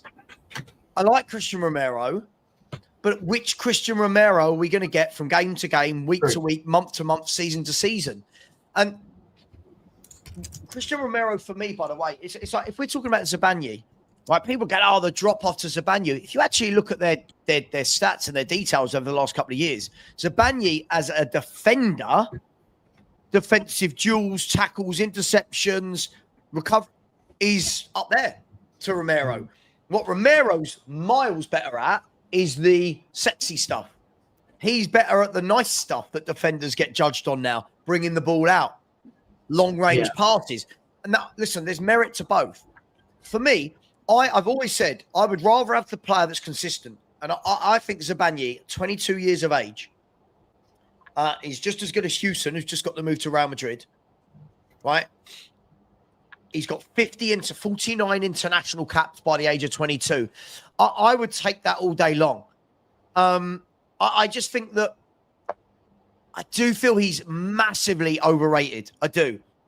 I feel like our fans talk about him like he is Virgil van Dijk or Ruben Diaz, or you know what I mean? I just don't think he's consistent enough to be talked about at those levels. And City, Liverpool need a centre half. Why have Liverpool not come in? They've got money. Why have Liverpool not come in and gone Spurs? There's 70 million for Romero. I mean, we talk about the player that we're talking about, Zaberni, for example. There's isn't that again? All things. It's not so black and white. But why are PSG so active in trying to get Zaberni, but not trying to get a Romero that is actively trying to say, I'm not signing a new contract? Like, again, it's not A and B, right? But there's got to be merit in that conversation, right? That there's a player that everyone tells me is world class and amazing, and on his day he's amazing. Big clubs aren't sitting there fighting over getting Romero. I think there's you could say the same with Sonny on his pomp. Maybe so it's not just because Liverpool and all these teams say may not need a defender. I think if he goes anywhere, he goes La Liga. So PSG, I don't think he even goes near. It will be Spain. They're buying centre halves, Brian. They're trying to get centre halves. And this is where they're going to buy Vega from Chelsea. But this is where they're dealing with Daniel Levy. When the price is the price. I'm not saying that in a bad way. I'm saying when Daniel Levy has a price for a player, you're not getting him for a penny less. Which he wants 70 million. No one is coming in because they can get others. And Daniel Levy won't budge on the price, and we know this. That's why. That's my view on it. But that's the thing. I can only see La Liga. Obviously, Barcelona and Real Madrid and Atletico aren't going for him. They found other targets. Obviously, Atletico Madrid have ducked out. I still don't think it's completely over. I think they're biding their time and they'll wait till near the end of the window and then say, right, he's going to go into the final 2 years of his contract. This is the offer. And then go for it. I think this one is the Romero transfer is the one that's going to linger all window. Not that there's any rumours about. I think this ain't over till those shots. I think, look, just to sort of, for people think that I've got this sort of agenda against Romero, it's not. But my position has always been clear. Savva, you know this. I said, you sell him or you sign a new contract and stop and shut up and get on with it. Exactly. It's A or B for me. I don't want a player to go into this season, because all will happen all season will be Romero's going. It will all be the Romero show all next season. Is he staying? Is he going? Sign a contract. And the thing is what I hear from people, and I'm not saying this is from you, Brian, you haven't said this, I'm not saying that, but like what I hear from people is, well, give Romero the armband. Hang on, you can't give an armband, a captain's armband, to a player that is basically flirting with every other football club. Like going, I'm happy to go, I want to go to the league and that. If he signs, I'll be consistent with it. If he signs a contract, then I'll go, I have no issues with him being captain. Him or Maddison. I think Maddison personally is the captain of the club. I think from what a lot of the other players say. But for me, sign and get on with it. If you don't sign, as a football club, we will actively sell you. We do not care. Right. And the one thing I always say this about, in the sense of us as a football club, the one thing what we aren't ever going to do again is let a player run down a contract.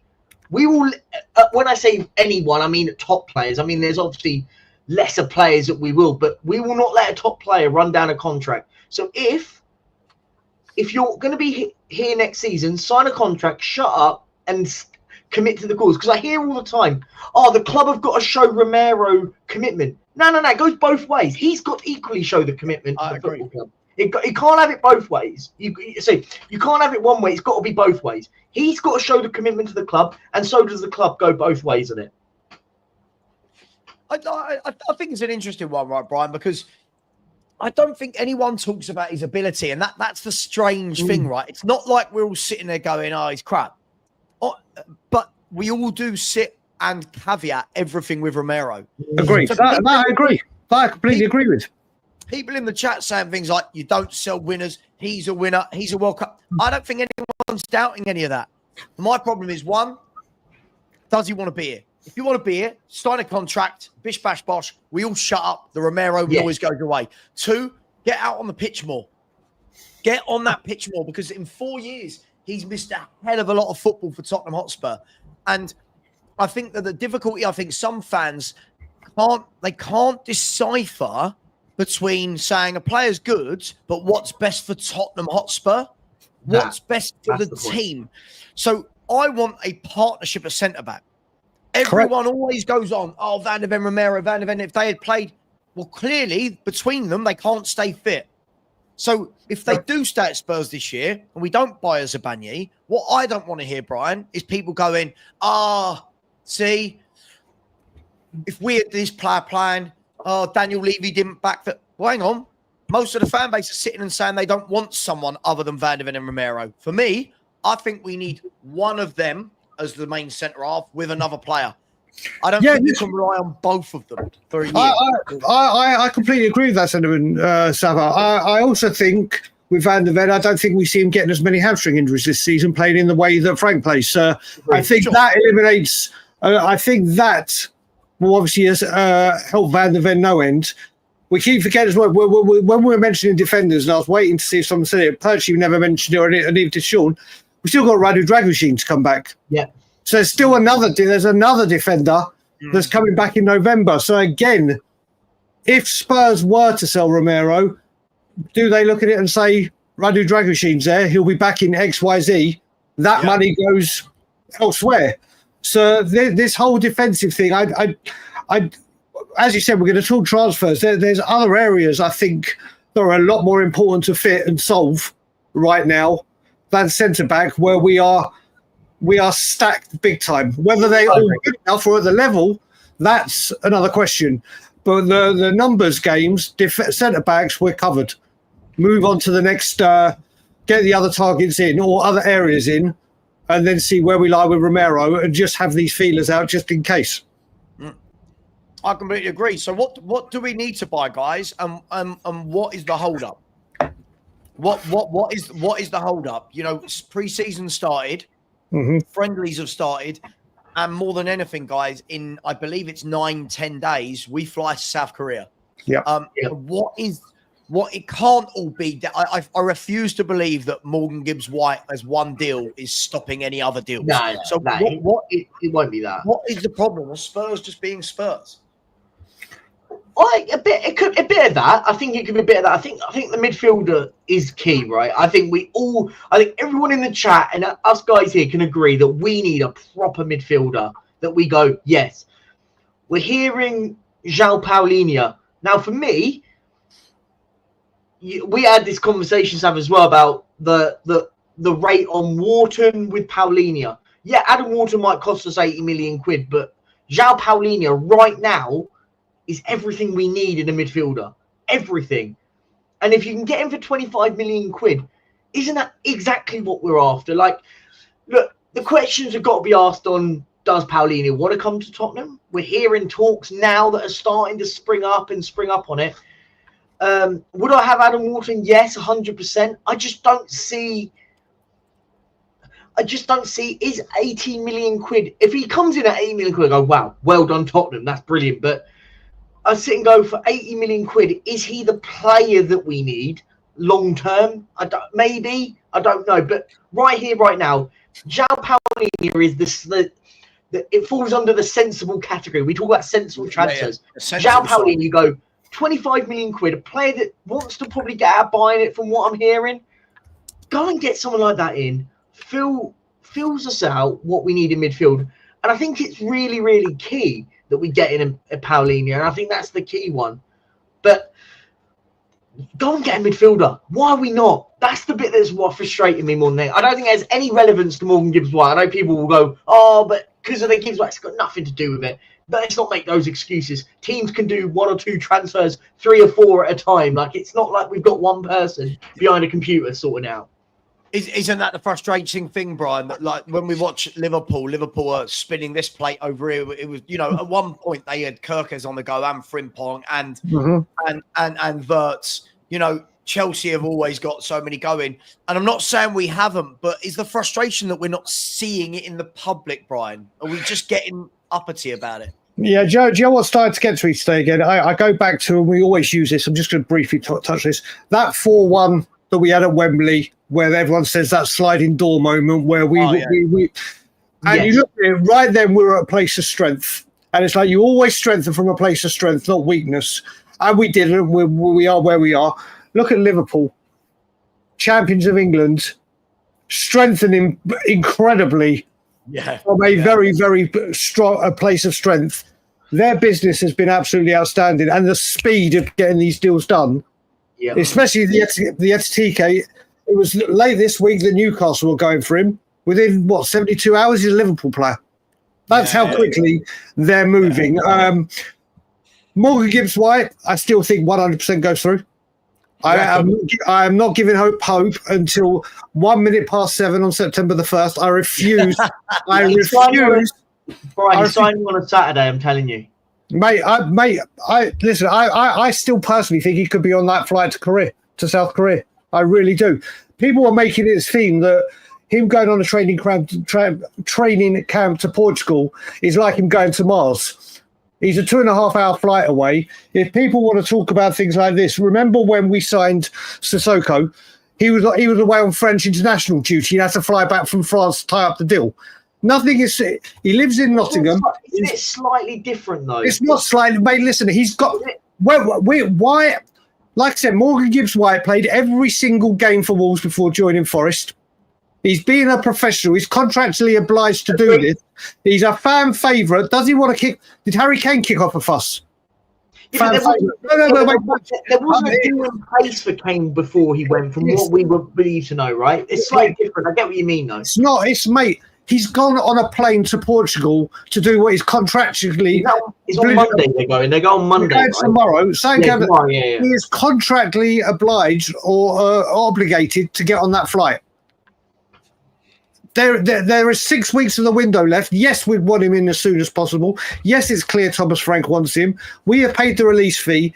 This whole hoopla that's gone on. Do people remember how long it normally takes Tottenham to get a deal done? forget all this nonsense that's going on to the side. This deal goes through, no problem. But what is starting to concern me is obviously we have those 2 days where it looked like Kudus gives White back to back and it's like, are we acting differently? Is it then this takeover talk and investment? And like, okay, I believe this investment talk more than I've believed any other of the nonsense. But now it's getting to the point where Frank's team needs to start getting assembled. He needs to get the teams all together and on the same hymn sheet. And the longer this goes on without bringing players in, I can't see why we can't go for other players or get players out whilst this is going on. This is starting to concern me, but I've got no concern about... I want to ask you, Daigle, when you're saying you've got no concern, yep. Are we talking about the deal goes through at the current offer? Are we talking about Spurs paying a bit more money? And if you're Spurs pay a bit more money. I think we're paying a bit more money. I think we paid a bit more money. Why are we now into day 10 of this saga? Like, because it's Tottenham. Well, listen, God knows what Forest is doing behind the scenes. It's not a transfer unless there's a saga with Tottenham Hotspur. We don't do saga-free transfers. Can we blame Tottenham on this point? I'm not. Can we? Not.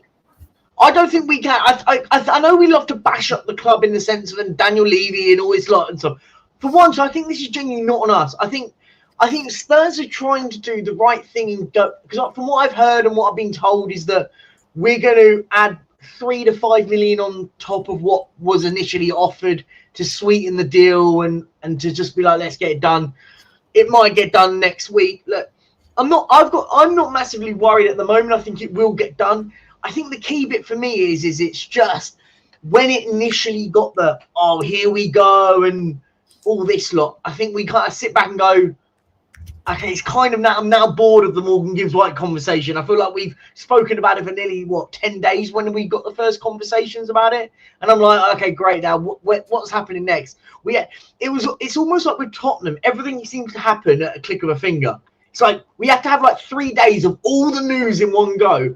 Whereas like it was kudos. Whereas Gibbs the other White. Clubs seem to just be constantly kudos. It was kudos. Yeah. Gibbs White. We're gonna get a new sponsorship. We're gonna get a new stadium rights and all this. It was all contained in like 3 days. And it was like most clubs do that over a couple of weeks, and you go. But look, I think the key bit. I think we need to almost now go. Okay, what's next? Look, let's get on with it. What are we doing now? Because we need a midfielder in definitely. Or here's the question, and again, devil's advocate, this is genuinely it. Could the midfielder not coming in be anything relative to Basuma saying, I'm not going? I'm not saying that I want that, but could there be reasoning that could be part of it? Possibly. I mean, I think it's difficult, right? It's difficult because as you said earlier in the show, what we want Spurs to be doing is bringing in players and then almost showing people like, if it is Basuma, by the way, almost showing those people that, hey, look, we've bought. Clearly you can see that you're not going to get game time. I agree with you, Perchy, by the way. I don't think this is on Spurs, but a lot of people are turning around and saying, well, why don't we walk away? Why don't we go for another target? What about Xavi Simons? What about Harvey Elliott? You know what I mean? Like there's other players out there. I think we're just frustrated, right? Because I don't want another year where we go into the season without the players we want. I don't want these players in after 3 or 4 Premier League games. I'll challenge you on your point, though, on what you say, though. When you say about the players we want, what if Gibbs White is the player we want? And that's why we're sticking at it. And again, devil's advocate in this conversation. And we go, well, hang on, the players we want, and we want Morgan Gibbs White because of X, Y, and Z. And that's why we are going tooth and nail to go, no, we've done this. We've done it by the book. Again, I don't know. It's just playing the conversation of this debate. But if he is the guy we want, cool. Go tooth and leather for this. And we paid the release clause. Let's get on with this now. Why is this not? From what I've heard, is the FA have stepped in and are going to push the deal through because they feel that Spurs have done nothing wrong. Again, just hearsay. And I don't see where Spurs have done anything wrong in this deal. I think he'll be a Tottenham player. Yep. Just a little bit later than we expected it. That's my only opinion. Yeah, but by the way, look, see, Andrew, I can't listen. As much as we want to bash Levy for stuff, I mean, I don't think it's that simple when there's talks of lawyers and the Premier League and the FA being involved. The one thing I would say, Brian, about all of this is Spurs must be adamant that they've not done anything wrong. The fact that we've not walked away, the fact that no one turned around and said the deal's dead. And I agree with Perchy there. If this is the guy we want, stick at it. But how gutting would it be if we do stick at it all this time, Brian, and then it doesn't get done? We're just going to look a little bit silly, aren't we? It's just Spursy. If it doesn't get done, I'm going to have to put out of office on my Twitter, because I've been running my mouth and literally I've been so over the moon with it. I'm going to go, Brian's Twitter is out of office for the foreseeable. I think Thomas Frank wants him. I think Thomas Frank desperately wants him, and I think Spurs will get him. Again, and everyone will know, I'll be the first to give Levy the criticism that he deserves when he deserves it. But I don't think he's done nothing wrong here. There was a release fee. That was there. We've triggered it. Forest keeps saying they're going to appeal to the FA. Apparently there's been no appeal, or the Premier League, sorry. There's all this nonsense going on. There is something going on, and I believe this happens. And Spurs may need to up the money. Maybe this is an extra cash grab from Notts Forest. I don't see any other reason why, any reason to say he's not coming. I think the way. Brian? Can I throw a theory at you? You can throw whatever theory you want. Thank you very much. And we're only going to go for another 10 minutes, guys, and then I'll drop off. We've got the Spurs review tonight, and I've got a packed panel for you on that as well. Could it be that we know that Forest have officially bid for Ndoye? It looks like he's going to be the Elanga replacement. And a lot of news coming out today that they're readying a bid for Douglas Luiz of Juventus. Could it be that Forest are waiting for those sort of deals to go through before they go on then, all right, you can have him because we now need the money to buy these players? I'm just speculating. Mate, they could be doing with the Elanga money and Gibbs White money exactly what we do with Gareth Bale. Right. Exactly. We started spending the money on the 7 before he went, didn't we? Yeah. We started spending Gareth Bale money before it was official. It could well be. It could well be. And maybe, do you know what? Seeing that Forest have just announced 2 new players that walked through the door today as well. With what annoys me is with all this going on, they're still signing players. Like I said, they're active and doing they're stuff, active, even though this ordeal is going on for them, just like our ordeal's going on. But we're being stagnant, or it looks like we're being stagnant. Could it be Spurs aren't putting bids in right now because all the circus going around this? Other clubs might do the same, or it could just put everything in a bad light. Like I said, I've got no reason. It's annoying me that we're not doing other business, but I've still got no doubt or concern this still goes through. Yeah, I agree. Yeah, got a question here. So I've got some super chats and I've got a question that I'll get to Perchy. One of the super chats is for you. Big up Paul Langley, who just stuck in a super sticker. Big up to you, my man. Always very generous. Thank you very much for my friend. I hope you've enjoyed the show. Big up to you.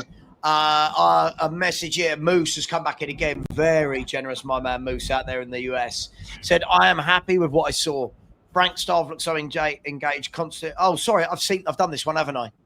Yes, you have. Yeah. Did I do this one? If not, you put it this one earlier. You did Moose. this one where Sean was in. Yeah. Yeah, sorry, I don't know why that's happened, why that's come up to us. Sorry, that's not the one I wanted to read out from you. Here's Moose's other one. Big up, Moose. Said the other question, if Son and Romero leave, who becomes captains? For me, it would be Van der Ven and Shocker, hear me out, Porro. Panel, I feel the difficulty for me is Van der Ven going to be fit? Is he a leader? Again, I think it's really difficult. We're talking about players like Romero and Van der Ven. These boys can't stay fit. I'm not sure. Porro, I don't see a leader, guys. I do. I think there's only one player that's a leader in our team. James Maddison. I think he's the only player that, for me, is captain material. And I think the key bit is when you hear what all the other players talk about Maddison, they talked about him like a captain. Was it Jed Spence that went on that podcast? Because remember that a while back when he said how imperative Maddison is, the first talking in the changing room. He's the guy, and he named him personally. And there's a few others that have mentioned about Maddison. For me, he's the captain, even if Son and Romero are here for me. Forget about if they leave. I think it's imperative that he's the captain. I think. And look, the Frank not announcing his captain could be one of two things: that maybe Son is leaving, and that's why he hasn't announced. He's saying, "I'm not announcing." He announced it in his presser, didn't he? He said, I've not named my captain yet." That one or two ways that can be perceived, right? Kind of that can be perceived as, "Oh no, I'm going to wait until I see who I see fit as my captain," or I'm not going to name it because I don't know if Son's or Romero are going to be here by the beginning of the season. So look, I personally think Maddison should be captain, but that's just who I see as captain anyway. So I when I was shaking my head at this super chat from Moose, I wholeheartedly agree with, maybe not as captain, but definitely in the leadership team, Pedro Porro. Pedro Porro for me, without a doubt. If you look at it, we were just talking, like you were saying, Van der Ven, Romero and others don't give you the availability because you want your captain on the pitch. Pedro Porro gives you availability. You've seen that's fair. His dedication and love for the club. He's got, I think Porro, if I was creating the leadership team, if I was Frank, Pedro Porro is straight into it for me.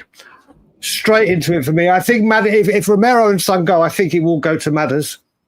But then if you are going to, Vicario is obviously in the leadership team, but I would definitely have Pedro Porro in my leadership team. Whether you give him the vice captaincy or captaincy, who knows? But I would definitely have Porro in there. I think he's brilliant. Everyone in the chat, let us know what you think. Big up Moose. Thank you very much for that. Corey, thank you, bro. Said, thank you to you and your other half for having me and Theo, your son. Yesterday, Theo hasn't stopped talking about Stanley, Stewie, you and your missus.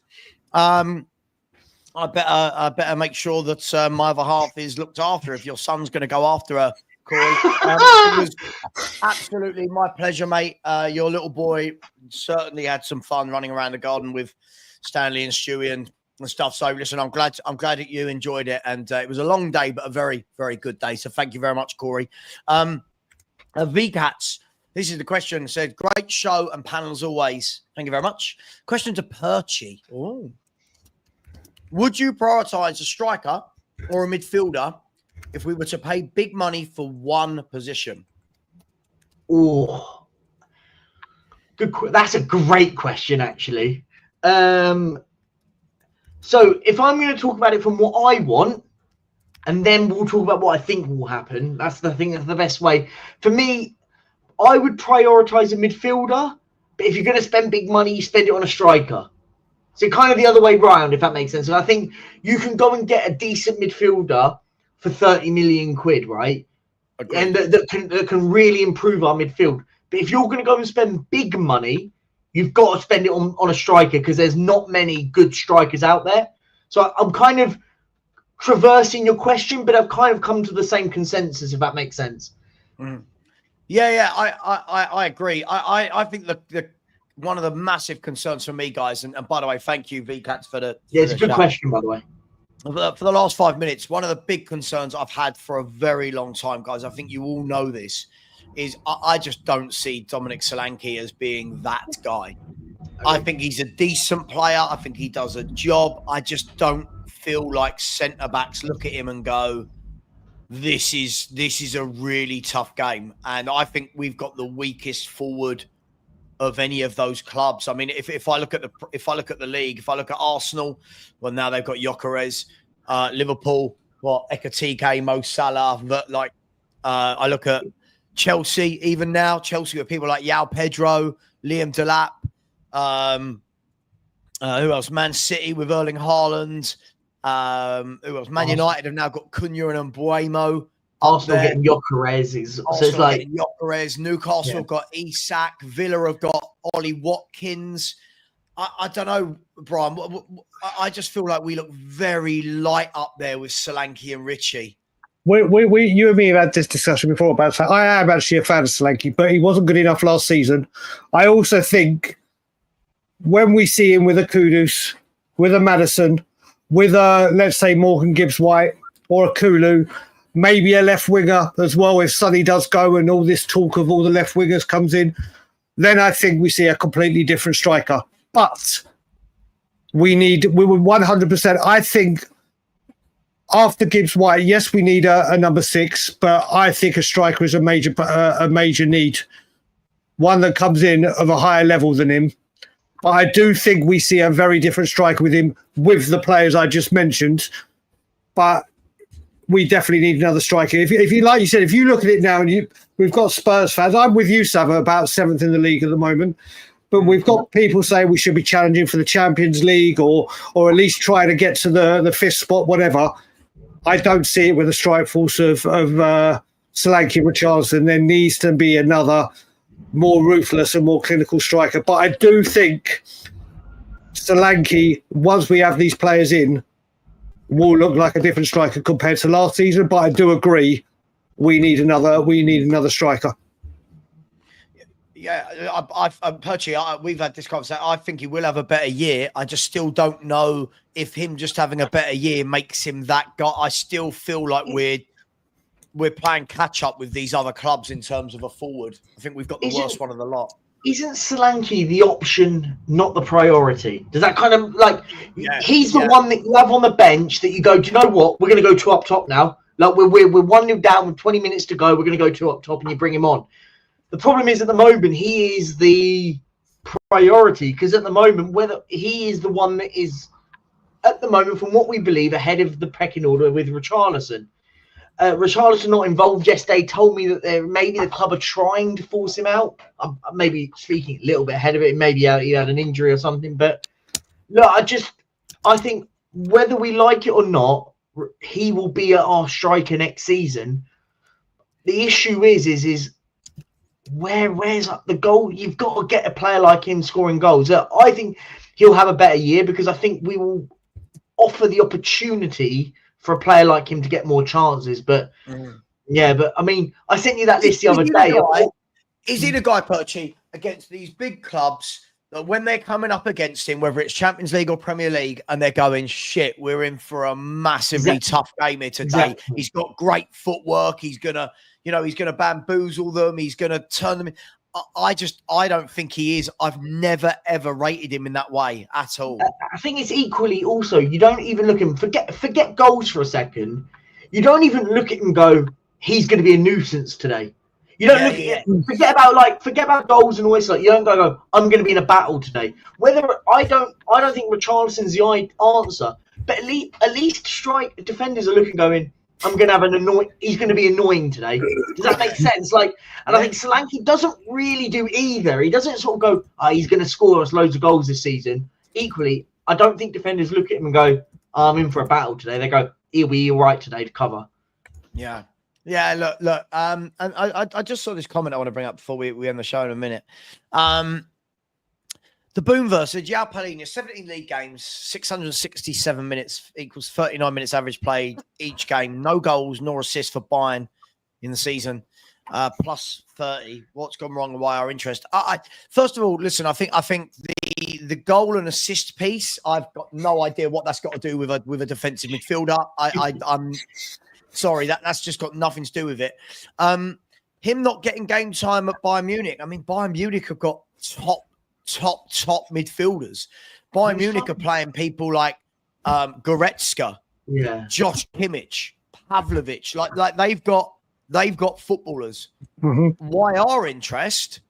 Because he's better than anything we've got in central midfield. Like I feel like that's the levels between Bayern and Spurs are huge. Is that fair, guys?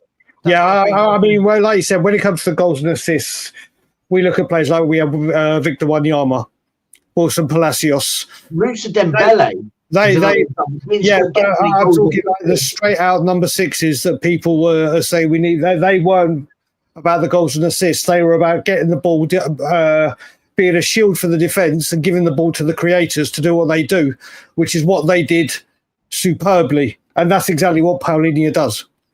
Palhinha is hard as nails, wins the ball and gives it away and passes it on to the creative ones to do what they do. We need some We need a deep lying midfielder that can sniff out danger, positional awareness, and be there if a defender's gone up or if a fullback has gone up as cover. And that's exactly what Paulinho does and does exceptionally well. And I think if he does come in, it will also help the other youngsters in the club to learn off of him, to see him in the trade, to see him day in, day out the training ground, while Spurs look for the next number 6 that's going to come in to replace him. If someone said to me right now, you can have Adam Wharton or you can have Paulinho, I'm choosing Adam Wharton every single day of the week. But if we sound Paulinho, I'd be delighted, because he comes into the Premier League, knowing London, knowing the league. He just settles in immediately and immediately gives us something that we need. So I think he'd be a great signing for Spurs. Yeah, I'll be so pissed off if we don't get a Paulinho and yet Nottingham Forest pull off like a Douglas Luiz. I'll be really. I'm not saying all our midfielders are terrible, but I do feel it's all a bit of a muchness. I don't feel like there's. Our midfielders are a lot of the same. They do the same. A lot of them do the same though. That's the one. You don't have that one that you go, you're our DM. I'll flip it. Like, I would like Adam Wharton, but if you could get hit and hear me out, this is just a theory. Imagine you got Paulinho and a Hayden Hackney for the same price as an Adam Wharton and go, well, Hackney now, what we'll do is we've got Paulinho in here, and now Hackney's job now is coming into play understudy to him. Yep. And then you build your Adam Wharton. Now, if that's something I would be very keen on. You get Paulinho for 3 years, and his job is not just to play. You use him as a way to build a Hayden Hackney. You go, boom, you're straight in. Your job is to be the understudy to him to go break into it. But just as an example, because I think, I just think it's really, really silly. Like, I mean, the amount of people that are just slating the likes of Paulinho. Did anyone watch him when he was at Fulham? He was outstanding. There's a reason why Bayern Munich bought him. And look, we always have this conversation, Savva, about everyone's so binary with it. Now he's not really worked out at Bayern Munich. He's now a crap player.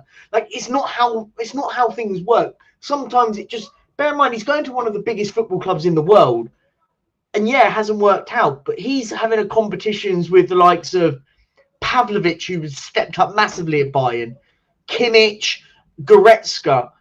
Yeah, I'm not shocked it hasn't immediately worked out, because things like that happen. So they're the sort of players I'd love us to go and get. Paulinho just makes sense, right? I don't know why. And we've got this relationship with this Bayern Munich. Go and do it. Take a decent midfielder that will improve ours. I just think it's a no-brainer. Yeah, well, you look at it as well with Bayern Munich. They actually went from 2 summers in a row, didn't they? So they obviously saw something in it. It fell through the first time, but then they brought him and didn't play him, which is strange. Obviously, they had 2 different managers who was company last year, but I think he's suited for the Premier League.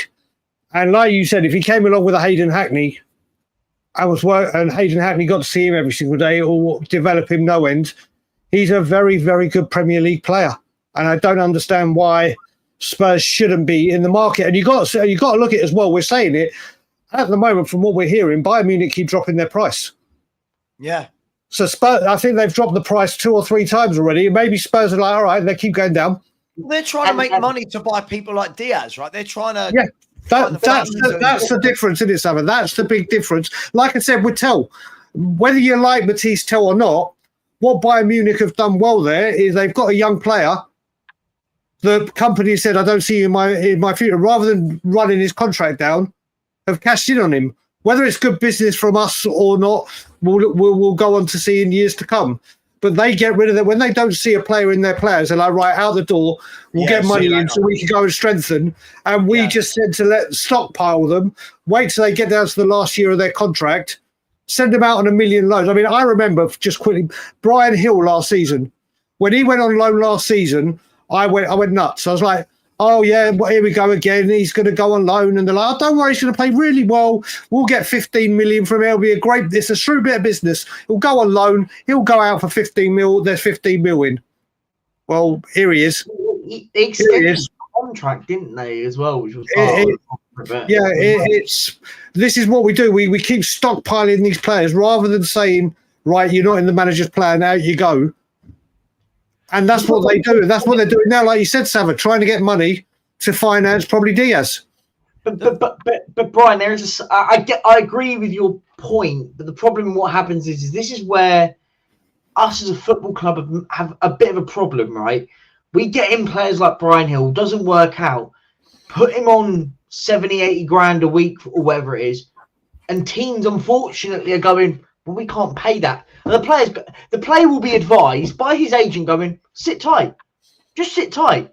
They'll either have to do one or two things. Rip your contract up and pay you a massive compensation for it.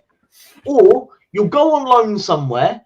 You'll get dumped out on loan. You'll still get paid your full salary, whether or not if it's Club A or Club B paying it.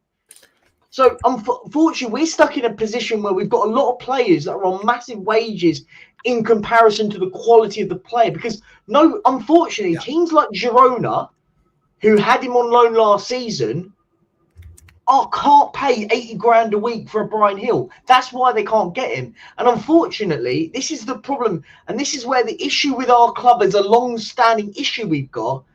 We can't get players out of the door because we don't have quality enough, and they're on wages that are on that level of quality. Their abilities down here, and we're in a position where trying to get rid of players is very difficult, unfortunately, and it's all of our own mismanagement as a club. Mm-hmm. Yeah. By the way, for anyone that cares, Richard Rios has just signed for Benfica. Another great signing for them. Good player. So he turned down Roma for Benfica. Fair play. Expect him to probably do 2 years in Portugal and make a move somewhere big. Look, I think both of you, I'm going to with the show, but I think both of you make great points there. It's one thing trying to get the players out, but you've got to have buyers, and the players got to want to move, and the wages. And this is the thing where I get it. You know, phase them out, show them they're not wanted. Problem is, footballers can just say no, and that's fundamentally it. If a Richarlison and Basuma, for example, say, by the way, we've got no way of knowing. Frank might love Basuma, for example. Do you know what I mean? But he could turn around and go, listen, you're not in my plans, or you're going to be a bit part player. Basuma might say, sure, but I'll leave, but I only want to move to a Premier League club. I don't want to move to Turkey. I don't want to move to Saudi. And when you're at that point, Spurs can offer him out to every Premier League club. If no one's got the funds, no one's got the means to, because let's be fair, he's not going to one of the bigger clubs. So if he's going to go to a smaller club than Spurs, can they pay his wages? Can they, it's a lot of different factors, but this is what happens when you buy a lot of not Basuma. I'm not saying Basuma, but this is what happens when you buy a lot of average players over and over and over again. Mm-hmm. It's hard to get rid of them because Tottenham's a good option for them. It's good to have in your CV. Because and you're right. What club is paying the likes of Brian Hill? Anyone? You hear this example? Are paying him anywhere near the wages that he's getting at Tottenham? And that is it. You made a point there. He'll go, I want to go to a Premier League. Player might go, I'll go anywhere, but I'm not taking a pay cut. Yeah, so wherever I go, I'll go. But I'm not taking a pay cut anywhere. And teams aren't willing to pay 80 grand a week to a Brian Hill at the moment. They wouldn't offer him 80 grand a week. Why would they? But that's my point, though. That's my point. The player will go, cool, I'll move. But unless a club wants me at the price that you've put me on the contract that you guys have matched my contract I'm on now, at least, I'm going nowhere. And that's why players like Brian Hill go nowhere. Also, have a look at someone like Basuma, who's got 1 year left. Yeah. Right? He's got 1 year left on his contract. There might be a big part of him that says, if I ride this out for one more year, the signing on fee I'm going to get next summer, wherever I go, bingo, is huge. Let's be fair. He could go next year. Someone could pick him. I'll just pick a club. West Ham, Wolves. I don't know. Right? They can come in for him. Go, yeah, we can match your wages. Not a problem. Cool. Okay, what's the sign-on fee? I want 10 million. Cool, yeah, we'll pay 10 million. Free transfer, right? We'll give you 10 million. That offsets everything. I'm not saying he's doing that. I'm just saying it's an option for players to do that, right? And I don't think we take that into account. But that's why when we're signing people like we did last summer, when we're signing the Odebers, when we're signing the Matisse Tells, and fans go, no, it's all right, it could come good, but it's like, cool. But if these players don't come good, we're now in the position we are with Basuma, with Brian Hill, with all of these footballers that we say just sell. I think it's tough. I think it's a tough one. But guys, I'm gonna leave it there. But we definitely need. We'll talk more about outgoings on the Spurs review tonight, everyone. Because Spurs at the moment, I mean, I'm not really counting Keeley as an outgoing at £1 million when he was at pure profit, Savva. Well, Dorrington's nowhere near the first team. He's gone out. Other than that, no one's left this football club. No one's left. So no money is coming in any way, shape, or form, other than Højbjerg, who was on the obligation. Yep. Guys, we'll talk about this a bit later. I've got a couple of super chats. Big up to Paul Langley, who very generous super chat earlier and has now become a YouTube member. Big up to you. Thank you. Obviously, now you're eligible to join the channel member only shows, which are once a week. I'll let you know during the week which day it will be, and you're more than welcome to come on, put your camera on, and the rest of the internet can't see what we talk about. So it's chilled, it's relaxed, and you don't have to worry about trolls. Big up to you, Paul. Thank you very much. And SSJ has put in a super chat. The top of the morning, lads, from South Carolina. Good morning to you in South Carolina. Thank you very much, SSJ. Really, really do appreciate that, and I hope you have a really nice Sunday. Brian, Tottenham on tour. Yeah. When can people see you live again? What's going on the channel? Tomorrow, 2 p.m. UK time for sure, 9 a.m. Toronto time. There'll be a few things coming up this week. Hopefully one of them will be the Welcome to Tottenham Morgan Gibbs White. But there'll be a few things on this week on Tottenham on Tour, that's for sure, Savva. And thanks for having me on, buddy. And thanks for the raid the other day, because we're getting closer to 10,000. I think we're 600 away now. So we're getting there. We are getting there. But thank you for your help. How many away? We are. I'll tell you exactly what we're on right now. 1 second. Tottenham Tour. I can't go to YouTube Studio because I've lost the credentials, but we are definitely on 9,370. So we're about 630-ish away. Right. People in the chat, could one of my mods please be so kind to stick in or put it in my private chat? If somebody could stick the link for Tottenham on tour, I'd tell you it's already been done. Ryan's I was about to say, I'm a mod. I can do it myself. Obviously, someone else has done it. So thank you, whoever did it. Cheers, Ryan. Guys, come on. There's still over 500 of you in here as we close down the show. As you leave, just hit that button and press subscribe. It really is simple. So good luck on getting to the 10,000. Perchy, are you doing anything on your channel? I know you've been quiet. Nah, man. I will be here tomorrow for the best podcast on YouTube. And if you frauds in the chat have not got us to 20k for the Morgan Gibbs White unveiling tomorrow, come on, guys. Come on, 20k. Savva will be nearly on 20k by this time tomorrow when we're doing the What Are We Doing Here podcast. Come on, 330 now. It's great having a little subscriber count here. Now we can see it. Come on, hit the subscribe button. I don't share Perchy's optimism that we'll get 330 in 24 hours, but I do. Now, I think we should do a race, right? Are you going to get to 20k before we sign Morgan Gibbs White? That's the game plan we got to play now. What comes first, Gibbs White or 20k? Oh Jesus, both might never happen. Thank you, Brian. Thank you, Perchy. My pleasure, brother. Big shout out to Sean as well. Guys and girls, I'll be back tonight. The Spurs review, 7:30. I've got Danny K. I've got Lubo. I've got and do a shot every time Lubo says the word Levy. You'll be drunk very quickly. Danny K, Lubo, Jim, Kate, and Ellie. It's gonna be a bit crazy. See you tonight, everyone. Much love, and as always, Leave you out. and come on, you Spurs.